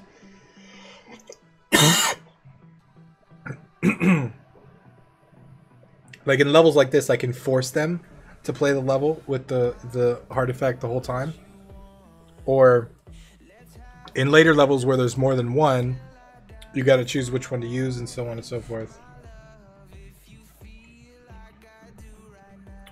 Is there any way to contact you privately, not to do with current stream? Hit me up on Discord, man. I don't have a ton of time to chat though. Got to get this game out there, but you can hit me up on Discord. There are too many levels in this game? I don't think there's enough levels. Full 3D game on your own is hard. I'm going through it now. Yeah, you've been going through it for a while, Jason. Your game looks good though, dude. I haven't built, like, I've never finished a 3D game, but I've worked with 3D a lot. Not with any modern technology, but like back in the day, like 7, 8, 9, 10 years ago.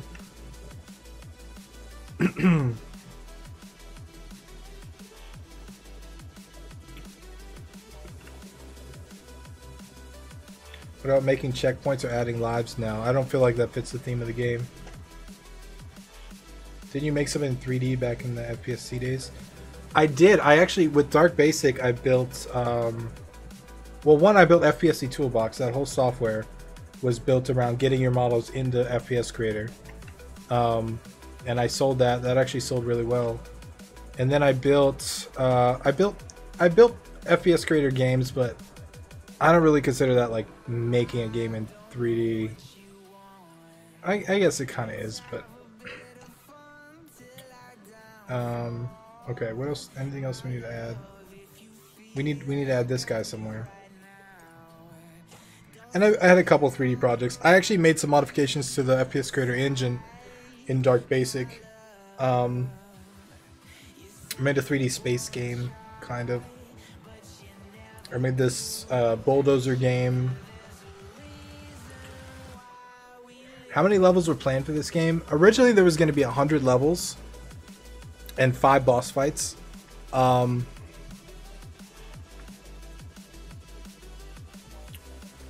That's the current plan. I don't know if that's going to change or not though. Are all of your levels linear, or do some have paths to enhance the game for speedrunners? They're all linear at this point.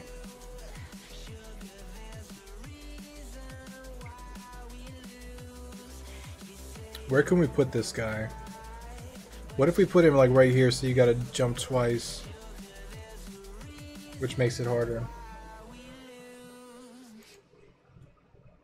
Have to go for a bit. Keep up the great work. Thanks, Relic Man. See you later. Thanks for hanging out. Can you do, yeah, you could do both. Okay. Do you think Construct 2 is suitable for browser-based IO style games? Hell yeah. Construct is probably one of the best things for those IO style games. Look at this. Right now, I'm in browser. This is straight up in browser. So, like, there's no magic or anything. I can export this game right now and it'll be in browser just like this. So it's fantastic for IO style games. Multiplayer is a little complicated in Construct, but it's still pretty powerful. Looking forward to pick this up in the future. Thanks, Jeremy.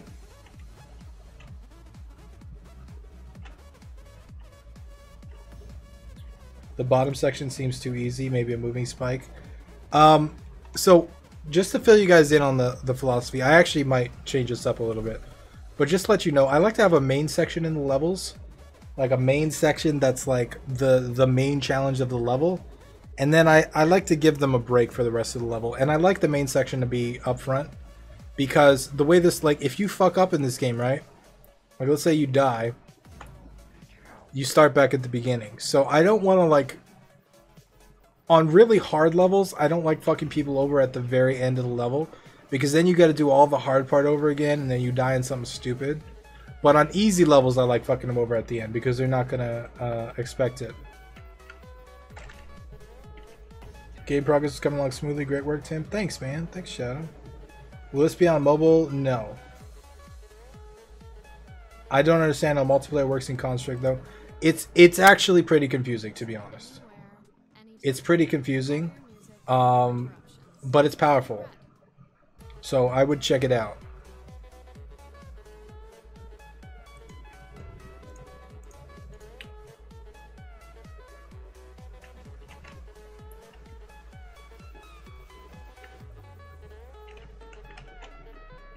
I like that it's difficult without having to retry the end.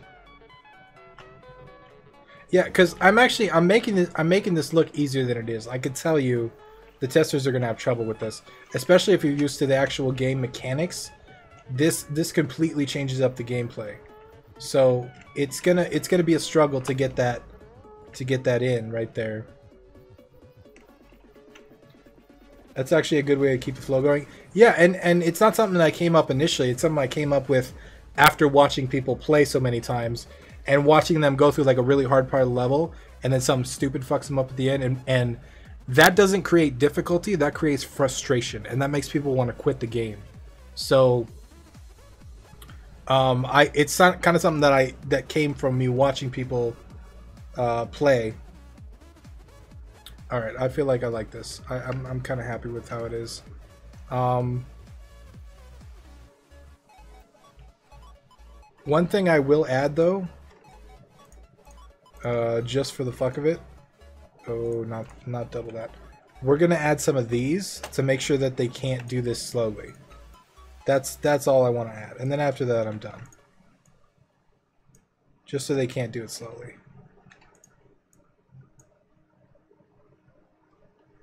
Other than that, then they can do it however they want. So we just kind of force them into speed a little bit.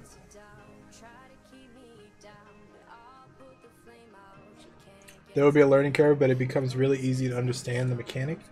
Need a nice mechanic ramp in. Yeah, a lot of the testers have told me that this game is really easy to play. But then it's more about mastering the mechanics. And that to me is like the perfect piece of feedback, because the game, all there is moving and jumping in the game, right? That's it. Moving and jumping. But I focused the way that the game works on really mastering that moving and jumping. Okay, we did that. Let's... okay. Boom. Oh, yes.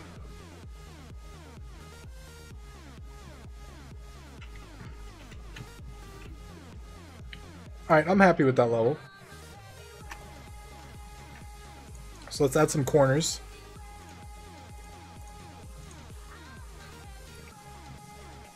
Have you thought of mid-level checkpoints to longer, harder levels? No, I don't want checkpoints at all. It's something that I was thinking about in the beginning, and it's something I ultimately decided against. Because all these levels are on one screen, right?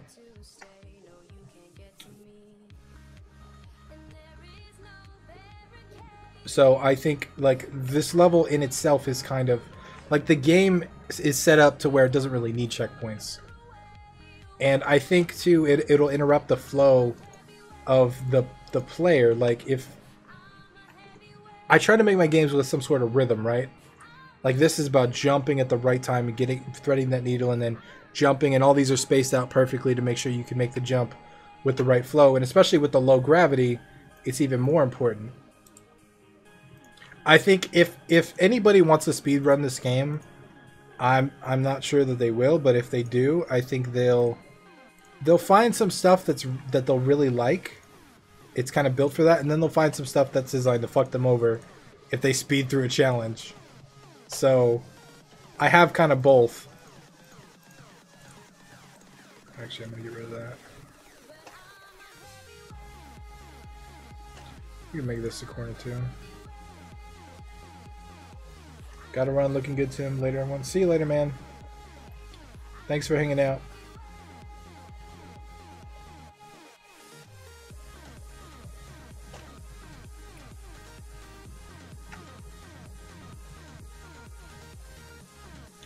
Does the relic only hinder you instead of help you? It slows you down, but what else does it do? It doesn't slow you down. This one just gives you low gravity.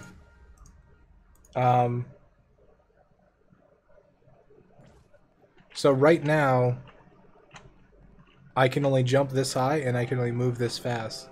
When I pick this up, it massively increases my jump, massively increases my speed. This is the bargaining section of the game, though. So there's denial, anger, and this is bargaining. So when I'm designing these, I actually want them to be good and bad. I want it to be a bargain. I want it to be a trade-off. So this is good and bad. It's good because it gives you additional height. It's bad because it removes some of the control that you have from the actual stuff. So I want to make it both. This is dope. Gotta go eat, but I'm looking forward to seeing how this is at release time. Thanks, Jeremy. Thanks for stopping by, man. Do you think if you make it 100 levels, people will play all 100 levels? Right now, I have 50 in the main campaign. I have 25 in Q1, which is right here. And I have 25 in Q2, which is right here. The testers can get through this on average. It takes them about an hour and a half to 2 hours to get through 50 levels. So 100 levels, realistically, is probably going to be a 4-hour campaign.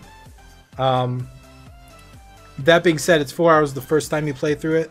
Once you mastered it, you could probably get it done in half that time. Hey, just joined. Well, welcome, Pigeon.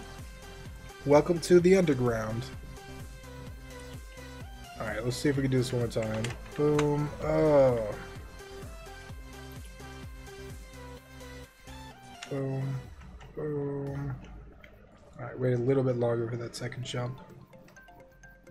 Boom. Boom. There we go.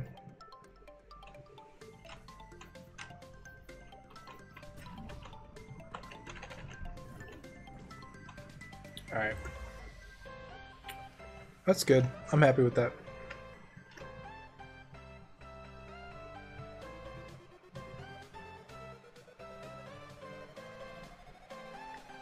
Alright, so let's start a new level. That corner messed with the timing. Which corner? This one? Or are you talking about up here? The top or the bottom one?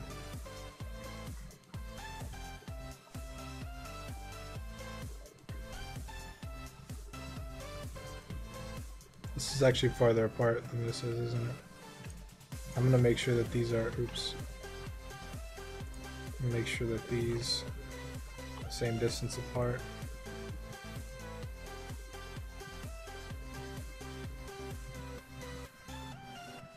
Oh, this should actually be here. should be here.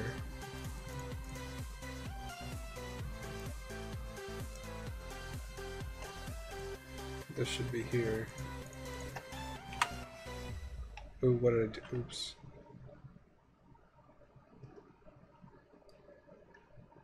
I like how I have the comments in the video now.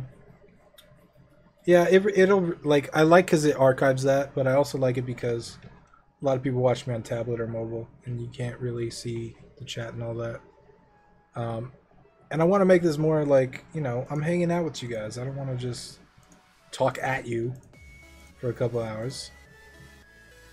I want to hang out with you.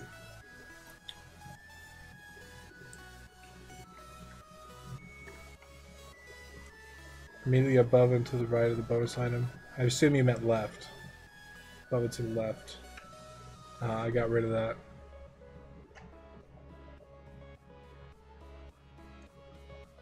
You should make rewards like the first person to speedrun it in less than an hour gets a $10 Steam gift card or something. That's interesting. I don't know if speedrunners would be interested in this game. Like, I don't know much about speedrunners, to be honest. I don't know much about the culture and all that. But I guess, like, you have to really memorize this game to speedrun it because of the way the shadow works. There's so many different things that, that, like, can just come at you around corners and stuff. That was above and to the right. You bonked your head on it and changed the flow. Or you removed it now? Okay. So I got it. Will this game have hidden areas and Easter eggs? It already does. I just did that without looking.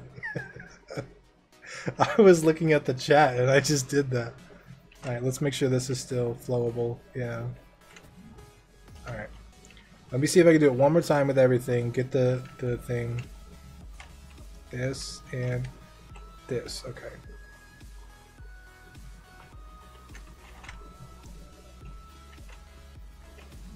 Perfect. Alright. This one's good to go. Yeah, Mike, there's a lot of stuff in here. I think the more time I have, the more stuff that will be in there. If it ends up getting delayed, there'll definitely be a ton more. But there's already a lot of hidden stuff in the game, as it is. As you know, I'm not always enjoying the stream, so it seems a little bit... It's all good, man. I try and update the YouTube stuff, too, because I don't usually stream on YouTube. I stream during the week on Twitch, so... I try to update all the YouTube guys. When we start streaming on YouTube once a week, every Friday, I try and update everybody on what we got done.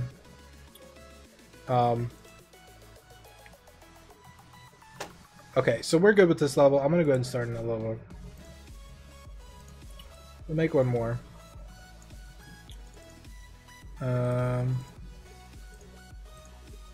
Do we want to name this before we start making it? Sometimes I like to do that. A special GDU signed shirt.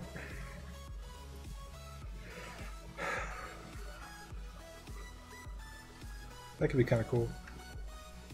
Back in the day when I first started GDU, I wanted to get the first 100 people dog tags.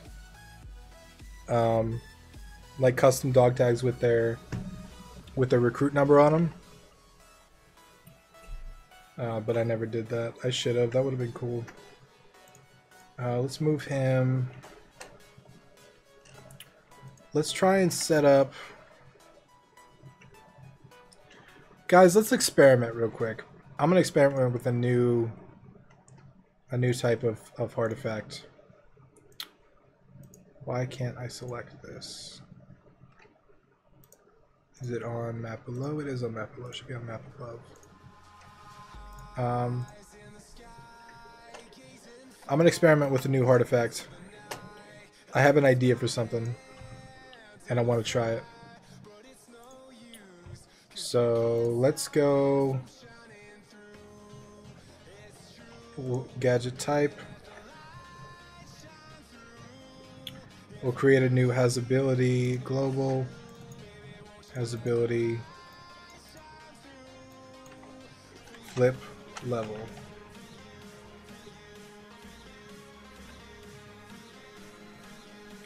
I need my dog tags. Jason, you were one of the dudes, man. Shablo, what's going on, dude? I'm doing good, man. How you doing? Maybe have a community challenge before the game releases, and the winner gets a free copy of the game. So, so I should update you guys, because all my YouTube peeps are here, not my Twitch peeps only. But I'm seriously considering delaying this game.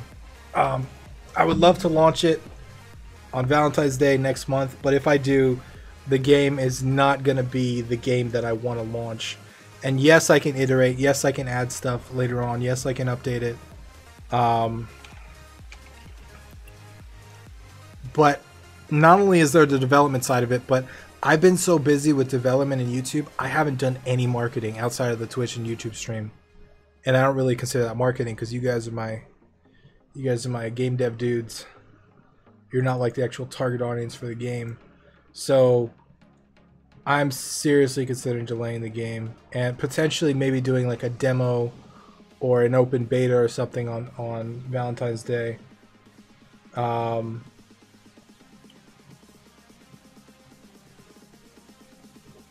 Something like that. I don't know.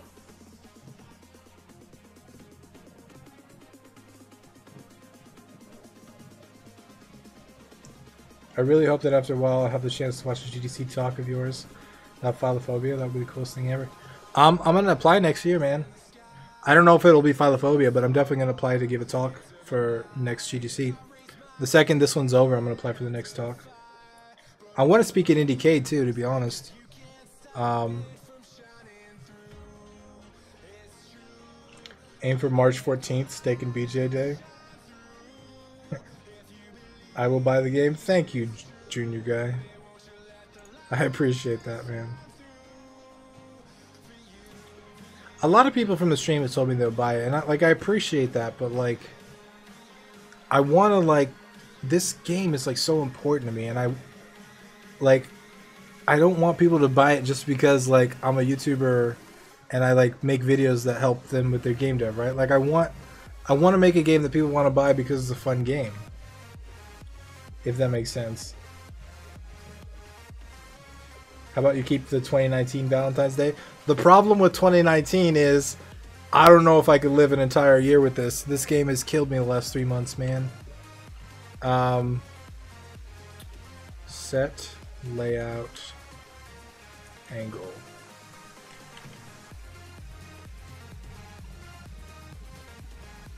Alright, you guys ready for this crazy experiment? Ready for a crazy ass experiment?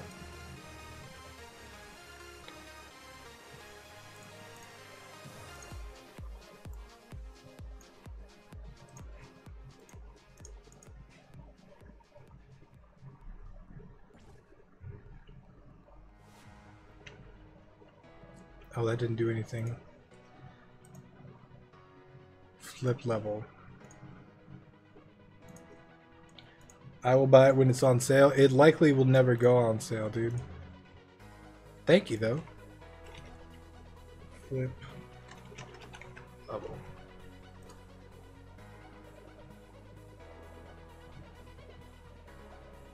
I really hope I'll be able to play the cracked version of it, if you know what I mean.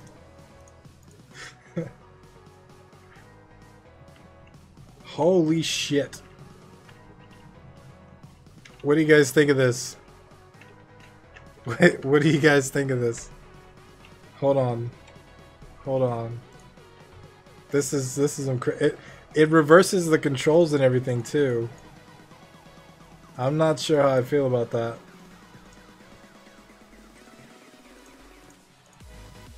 It just completely turns the level upside down.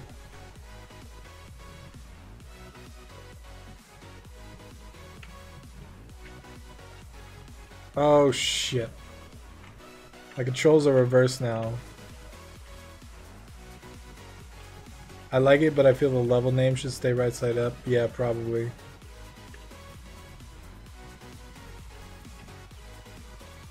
This doesn't actually change the gravity, it flips the whole level.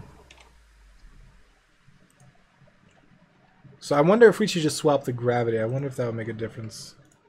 Let me see how that plays out. Like do the gravity rather than the level. Never on sale. Why? This is an opinion of mine. I've done marketing for a lot of years. I've made companies hundreds of thousands of dollars. And sales definitely work short term, right? Like any product, whatever the price is, if you put on a sale, short term you can generate a lot of revenue. But I feel like it devalues the product long term, and it actually decreases your sales long term, because the people that miss the sale wait for the next sale. And I feel like the core product should be good enough that warrants the price tag. And I'm not akin to sales. Not to say I'll never do one. Like as of now, I have no plans to ever do a Philophobia sale. Not to say I won't change my mind in the future, but as of now, I don't see myself doing it.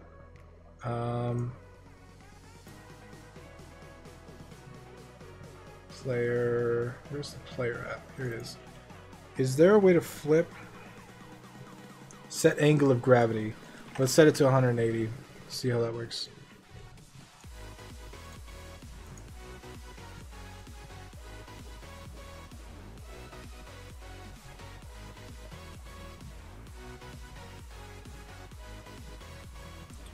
Not sure you actually know what I meant. So the saying in a lot of articles is that at least good games gain enough attention to be cracked.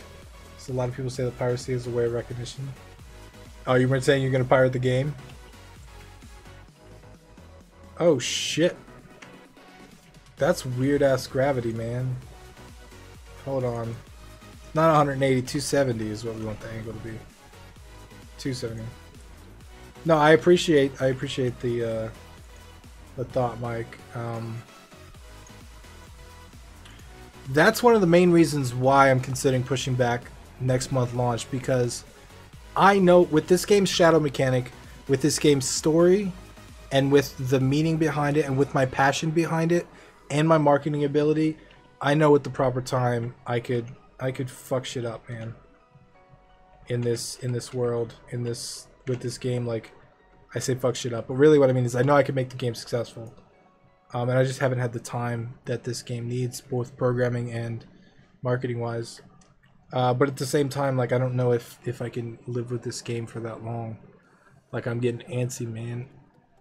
It's just one of the longest projects I've ever had in my entire life. This has been with me 3.5 years.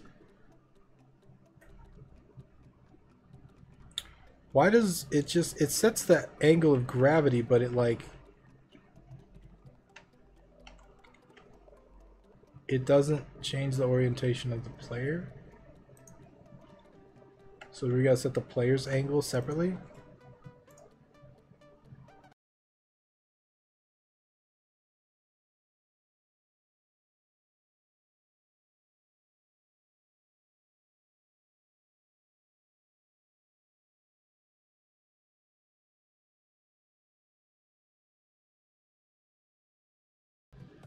I do think a product is devalued if it's always on sale, because I won't pay full price if that's the case.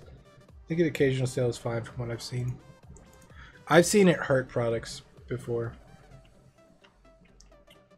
It definitely hurts the branding of a product.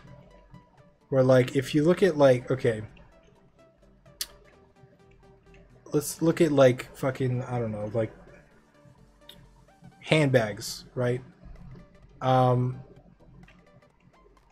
Handbag, I don't even know any handbags brands. But I can tell you one thing. Gucci and Louis Vuitton and all of them, if they have sales, they have way fewer sales. What the fuck? He turned into a head. They have way fewer sales than any of the lower end brands, if that makes sense. That was probably a horrible example because I don't know anything about female handbags. But high end brands generally don't have sales. Low end brands do. And there's something about branding yourself that a sale affects, at least psychologically. He needs to delete the System 32 folder, then it'll run better. Let me do that real quick. Where is that at? That's in Windows? Hold on. System 32. Windows. Let me see. Right click. Delete. That's what I should do? That'll fix it? Not doing that shit, man. I'm gonna delete the Windows 30. Come on now.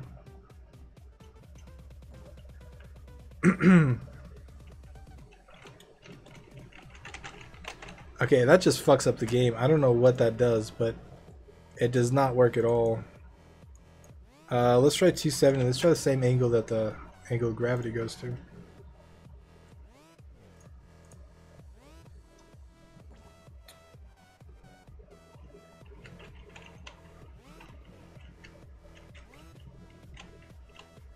You could jump now, though, at least. That's weird.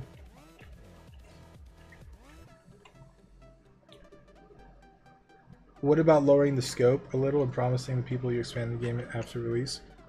I could do that. The problem is, like, I could tell you right now, from marketing, right now, if I were to start marketing right now, and I would do that, I could make some sales in February. But if I were to do this same thing, like, and over the 6 months, I could add all the features I wanted to add, right? But if I took those same 6 months and spent it on working on the game and hyping the game, I could generate way more sales doing that way. And I know that just from marketing. So I could do that, and that's like a handicap, and that would let me launch on Valentine's Day and all that, and do all that, but I don't know, man. We were talking about early access too, but early access has the same problem. Like, early access is like a launch date, and the second your game is on early access, it's pretty much launched. Like, people kind of see that as the same thing. So when you go from early access to V1, it's not like you have a regular game launch. It's way less hype. It's way less than... Okay, I don't know what the fuck is going on, so I don't like this at all.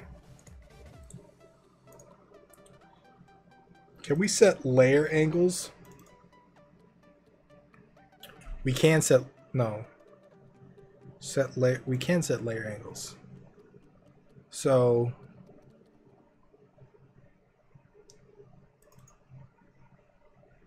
Layer... Okay, so... Map. Set layer angle to 180. And then map above and map below. And then map below. Below. That should fix our text problem, unless what... I think it's on background layer. We could try and see how that goes. Can you replay levels? You will be able to. Yes.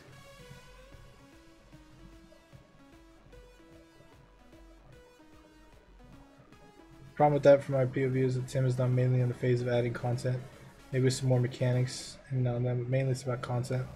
This creative design stuff, so other programmers don't really help him with that. I agree, and also this game is very personal, so I could totally have people help me with it. But this is something that, like, I need to do. Like, it's something in my soul that I feel like I gotta get out. Other people would probably definitely help with a lot of stuff, but I just feel like it's something I gotta do alone. You ever worked on a game where you've been ahead of schedule and made something that was better than the original version? I've only had that a couple times. I've had that with client projects, but that's more because of my learning and planning. Like, for example, if someone hired me to do a website and it would take me a week, I would tell them 4 weeks. It would usually take me 2 weeks because I suck at planning, and I know I suck at planning. So if I think it'll take me a week, I know it'll take me 2 weeks, and then it takes me 2 weeks and I deliver it 2 weeks, and I told them 4 weeks, so they think I'm a hero because I delivered 2 weeks early, and so on and so forth. You might have to recreate the player character fully as an invert and swap the character out. I probably have to do that, because I actually did anti-gravity before in platformer, and I had to mirror everything. Maybe game designers then, but you said programmers. Yeah. Catching up on the chat, sorry guys.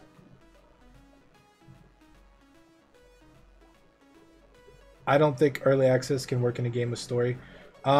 We had that whole discussion on Twitch. I agree. It's better for content-heavy games or roguelikes. It's much better for that stuff. Not story games, but it can work. Tim, hi, remember me? I remember you, Nicole. I'm glad you joined. Welcome to the stream. You're my only YouTube moderator, so you got to stick around. Tim gets a few more freelancers. I don't want freelancers to work on this game, man. I want to do it all myself, and I know that sounds crazy, but like, oh, what the fuck happened? Oh, we got to reverse the player layer too. Player.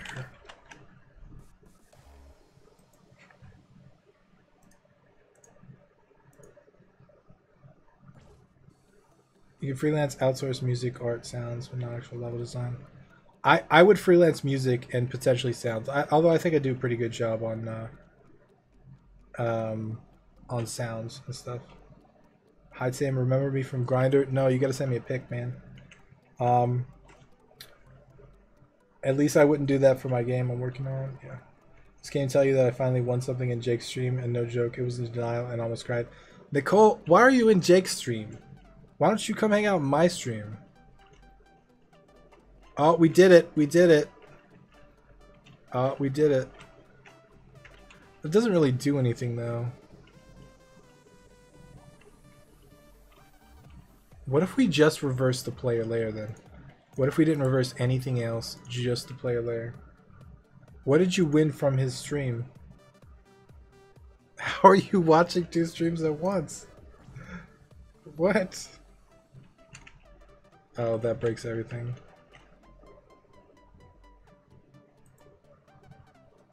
That's weird. That's weird that it just freezes you in place like that.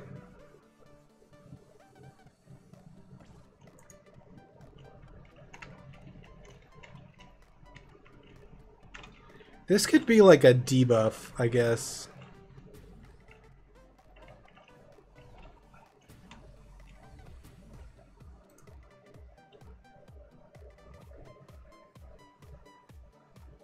Jake on Xbox, you on my phone. Why does Jake get the Xbox? Why do I gotta be on the little phone? Reverse everything except the world map. Unfortunately, it causes a weird freeze glitch when I do that. I could try it with just...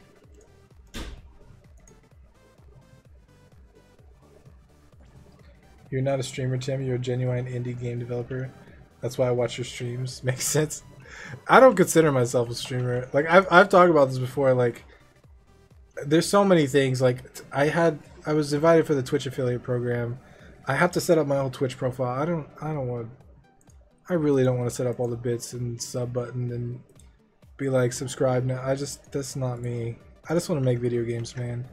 And if I can hang out with you guys while I do it, it really helps. Tim is talking to others on Grindr and Nicole's stream cheating.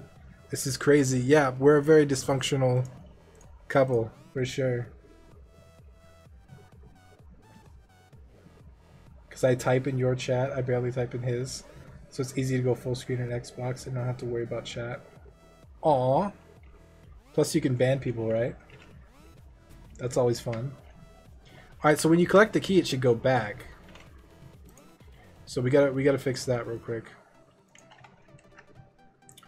Alright, so on reset,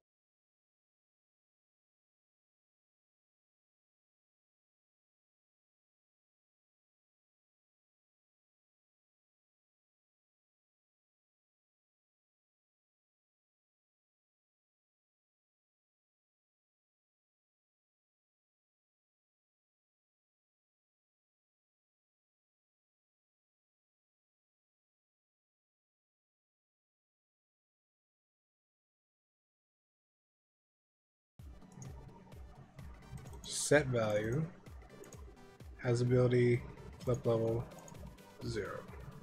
So that should reset it, and then reset gets hit when you grab the key, so that should fix it.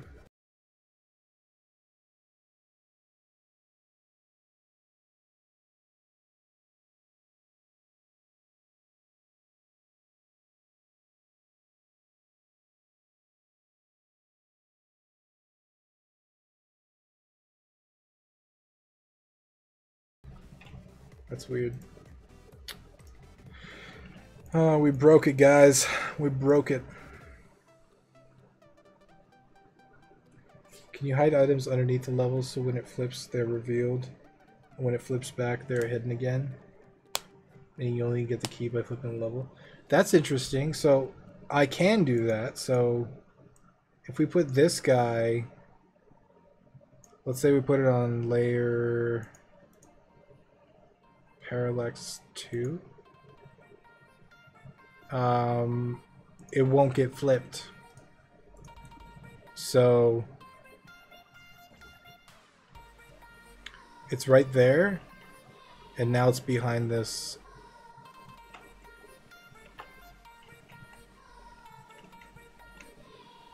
That's a really cool idea, Jason. Thanks for that, man. I gotta work on the flip back though.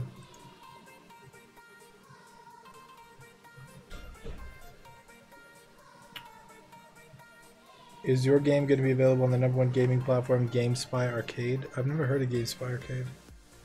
Probably not. Curious about something. I remember you saying a while ago that you also tried to create something with SNA. Was that because of the indie game, the movie? Because of seeing all those Xbox games? I don't think it was because of the movie. I don't think I saw the movie yet, but actually Nicole had Nicole programmed the menu. I taught her how. But I don't think it was because of indie game the movie. I think I wanted to make Xbox games, and I was doing a bunch of research, and I found that XNA was how you did it. So that's what got me into it. Has ability flip level is 1. We set that to 1, right? Yeah. Huh. New Heartifact? Yeah, that's what we're working on. Why aren't you responding to my emails, Tim? Info to help you. A higher fiber diet can be effective. Okay. I very rarely check email. Just a heads up. Hope I helped. Yes, you helped a lot. Good luck with your game. Thanks again. No problem, Josh. Dude, I actually suggested this feature in the chat an hour or so ago. Well, we took your suggestion, man. We gotta worry about flipping back, though. It doesn't flip back. But it should flip back. So when you capture the key, on collision with key, is holding objects, reset abilities. And you're holding an object, so it should call reset abilities. Oh, because I set it to... Oh, I'm stupid. I think I set it all back to 0. No wonder. No wonder.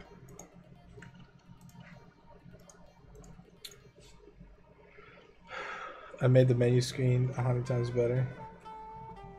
Nicole, so one day I was working on the menu screen, I'll show you guys, and she wanted to learn how to do it, and so I was like, alright, I'll tell you what to do.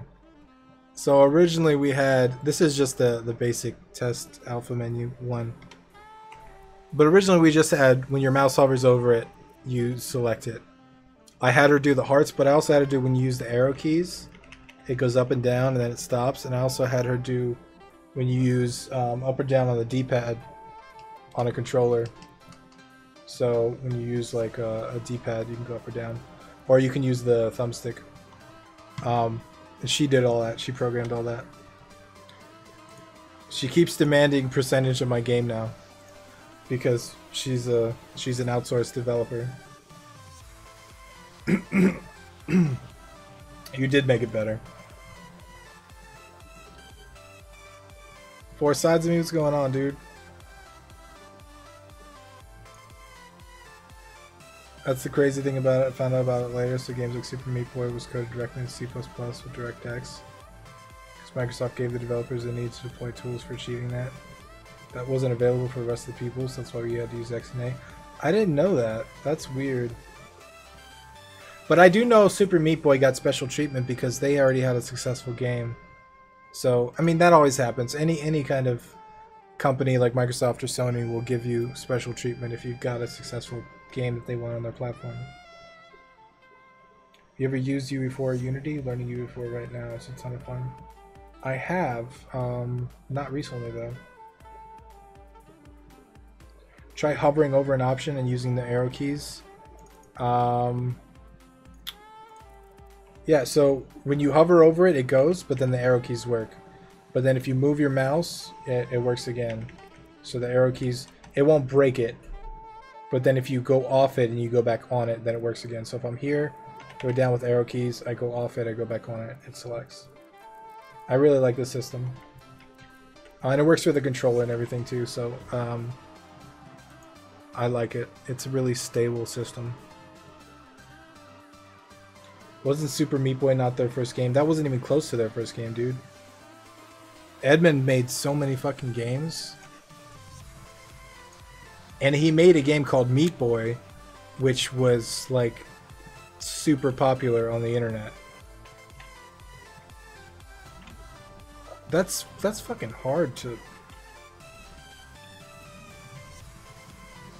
That's really hard to look at. I don't know why.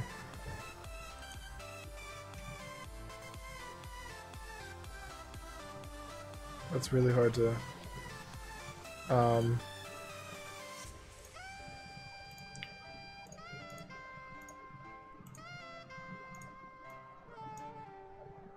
So, okay.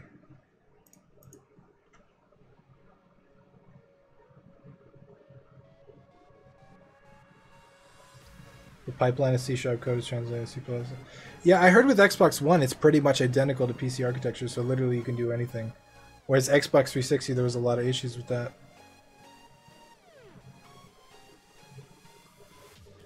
Their first Xbox game was Super Meat Boy? It might have been their first Xbox game. It definitely wasn't his first game. Don't make a jump from one state to another, make it transition. Yeah, I can work on transition. I'm just prototyping the thing.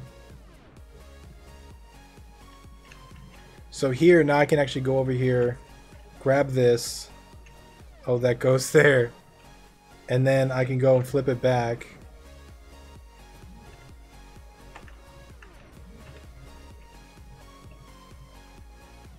Alright, what if we only swap... What if we just swap player and map? What if we don't swap anything else?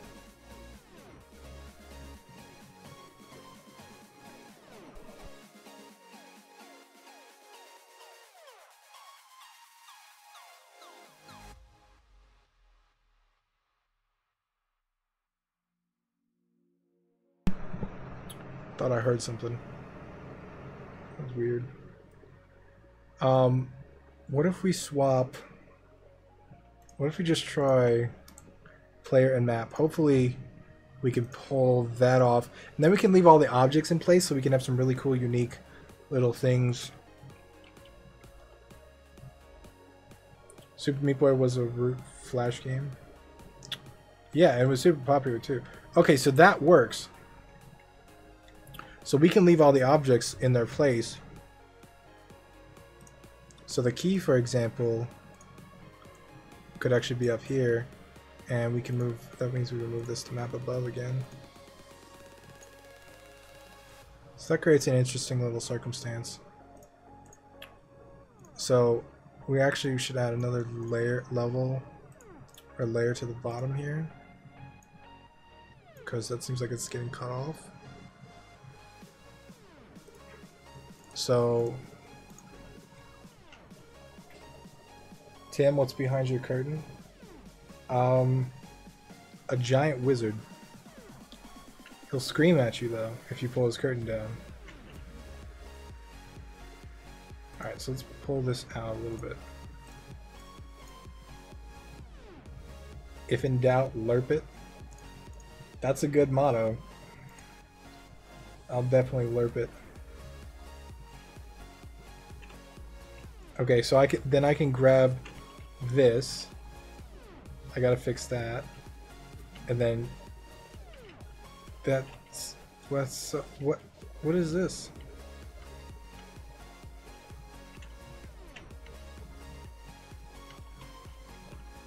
What is happening? I guess because it's not reversed. So I guess this actually has to be in a layer that's reversed. So hold on. So this has to go to player. But then we have to send it to the bottom. So align our Z order, send to bottom.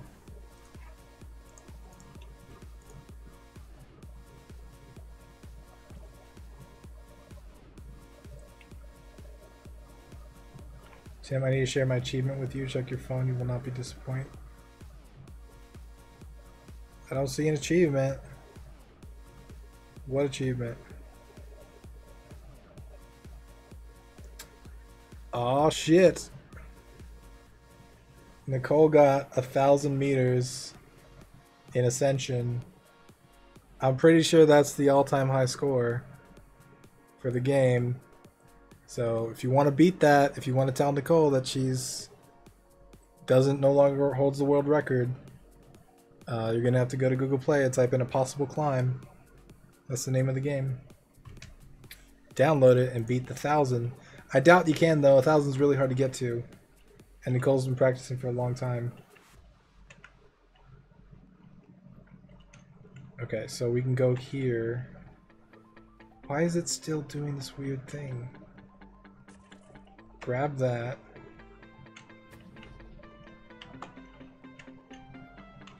And then it flips. That's so fucking weird. 1,003 meters. So map and player were the only levels we set, right? Yeah.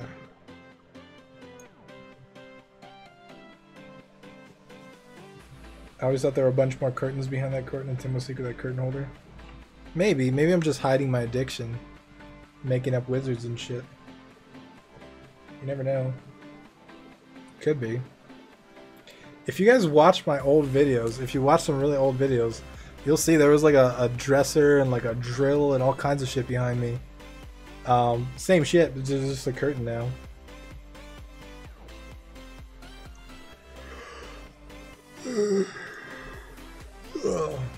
Alright, let's try this out.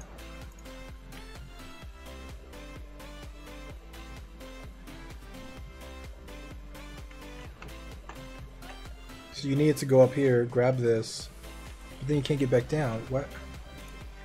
Is this? Hold on. This is on player now. This is not on player though. But we move it to the player layer.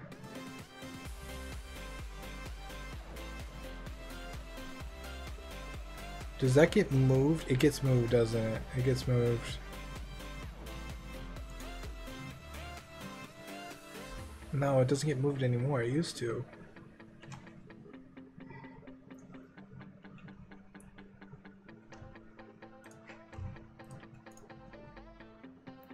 That's so weird. So it works the first time. Well, except when you stop. I bet there's something in when you have it that is mirrored, set to position.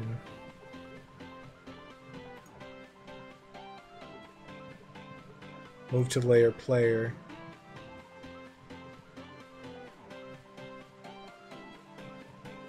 Oh.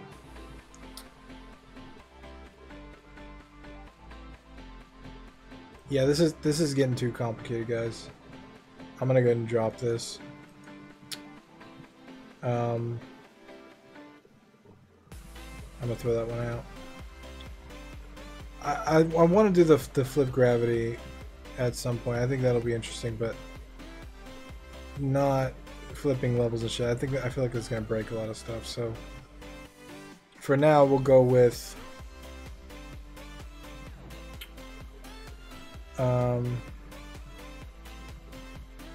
UB4 just has so many quality of life features that makes it much better for development side. Use Unity for about 8 months on and off before switching. I've heard a lot of good things about Unreal. What are the I don't remember, what are the licenses on Unreal? It's a free engine, right? Isn't it like up to $100,000 or something? You can use it. All right, so let me play through the levels that we built so far and kind of see where we're at level design wise, like where we need to go next, and kind of check the difficulty curve, make sure they're all around the same area. Okay, so this one.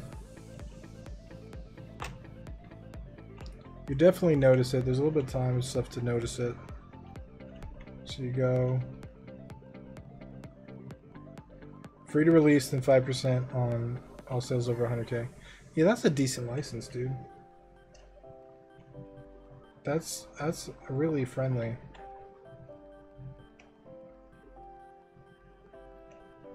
I mean, because the vast majority of games are not going to make anywhere near 100K. And if you're making 100K off your game, you know, you're doing well enough where that makes sense. It could be a large amount pretty quick, but you're making the money at that point.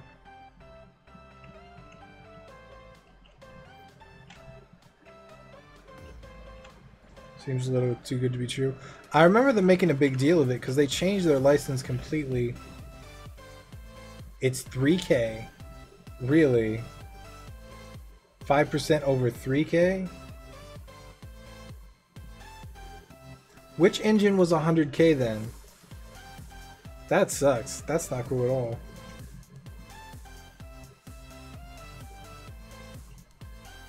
Which engine is... There was an engine that was 100K. Maybe it wasn't Unreal. Maybe it was...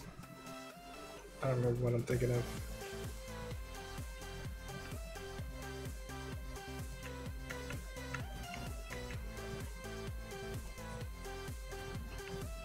Unity was above 100K. Okay, maybe that's what I'm thinking of. But Unity you have to pay for anyway, right? Well, there's a free version, but...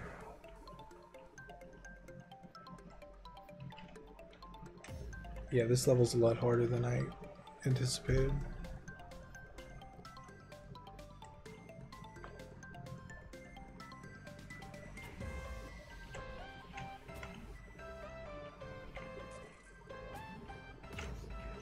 Oh, I had it! I had it! Talking about Unity. Welcome, Unity member.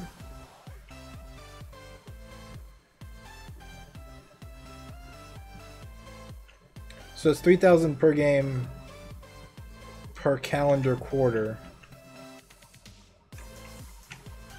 Okay, so it's not 3K total. It's 3K, 5% over every 3K per quarter. That's not horrible. It's not as good as the 100K, but that's not horrible.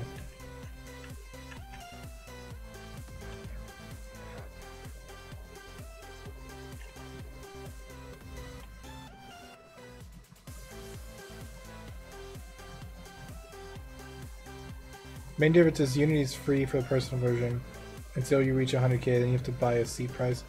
Does that come with any additional features?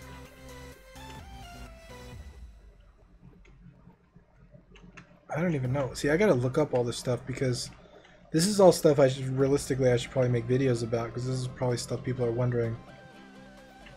I've just been so fucking busy with this game, man, that I haven't had time to really like look into any of that stuff. I'm not. Why am I doing that? Oh. Personal stays as it is, free and fully featured.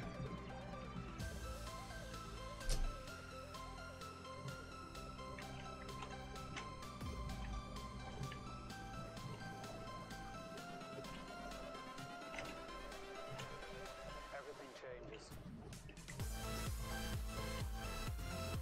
Alright, we got this. Come on. There we go. Alright. Oh, I forgot about this level.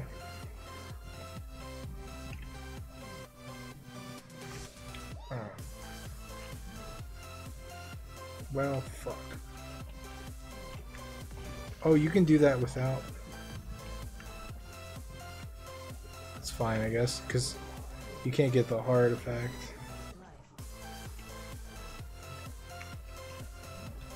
You can't get that thing if you don't have the artifact.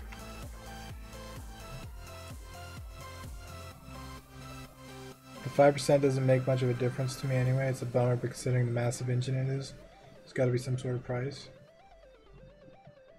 Yeah, dude, I think if you're making 3K a quarter off your games, as an indie, I think that's a pretty good return. And I think that's actually pretty fair. I thought it was 3K gross, and I mean, realistically, most indies don't ever make a profit from their game. But that's because most people, well, one, most people never finish their game, right? So it just takes a lot of work and a lot of effort and a lot of marketing to get going. But once you get successful, I think you can start getting pretty successful pretty quick.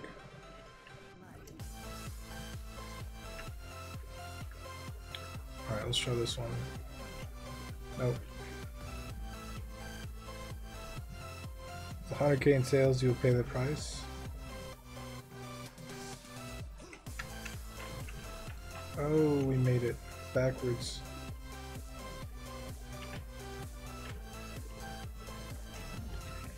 Oh, we fell on it.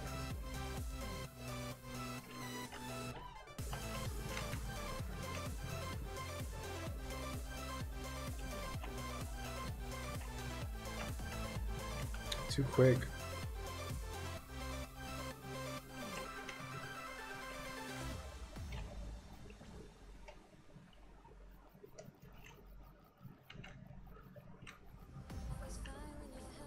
Yeah, this level's difficult.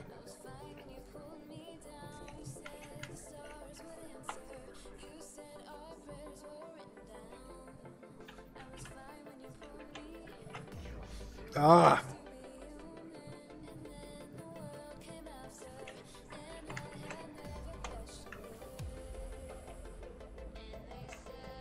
Come on.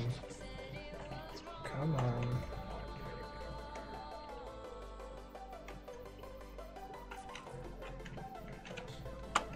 Oh. This level's a lot more difficult than I remember it being. Okay.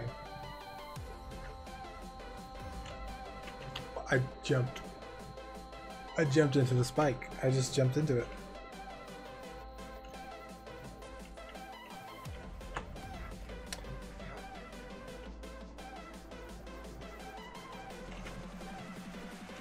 Nope. To make a damn game war.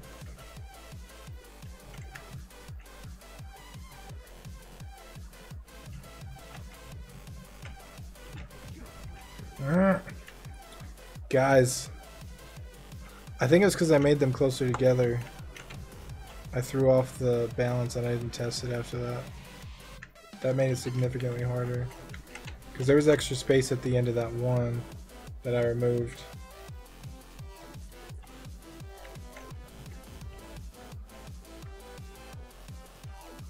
Engine and wear, just compare and contrast. Every engine will change something. They gotta get paid as well. Yeah, dude, those engines don't come out of nowhere. Like, they cost a lot of money and a lot of people to make. Imagine having to create your own engine. I've been down that road, dude. I made an entire 2D top-down engine and a level editor, a game-making software, basically. How we did it. Here's our template. From scratch in Dark Basic Pro back in the day, and that was a task. That was a hell of a challenge.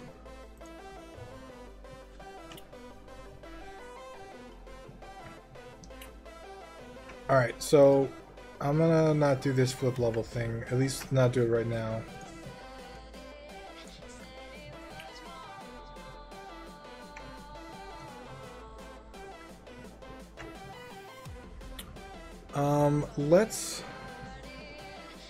I tried to make an engine, I just gave up.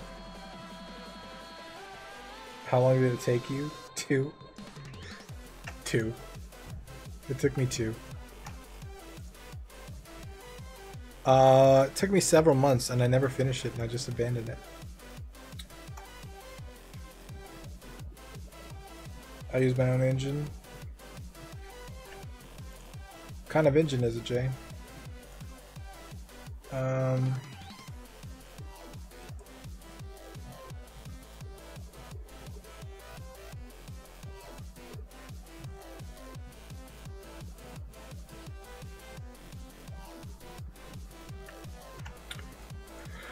Alright, let's make a level that revolves around... what's our main concept here? I'm trying to think, like, how else can we use the low gravity effect? We use limiting the jump height with spikes. We use the slipperiness. We used it to thread a needle with a gap. How else can we use it creatively?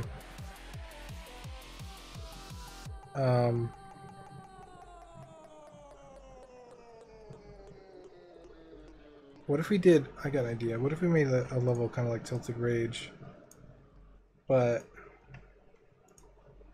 designed for the Heartifacts? So we'll do something like this.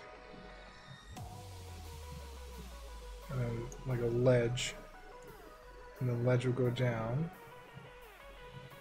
and into a pit.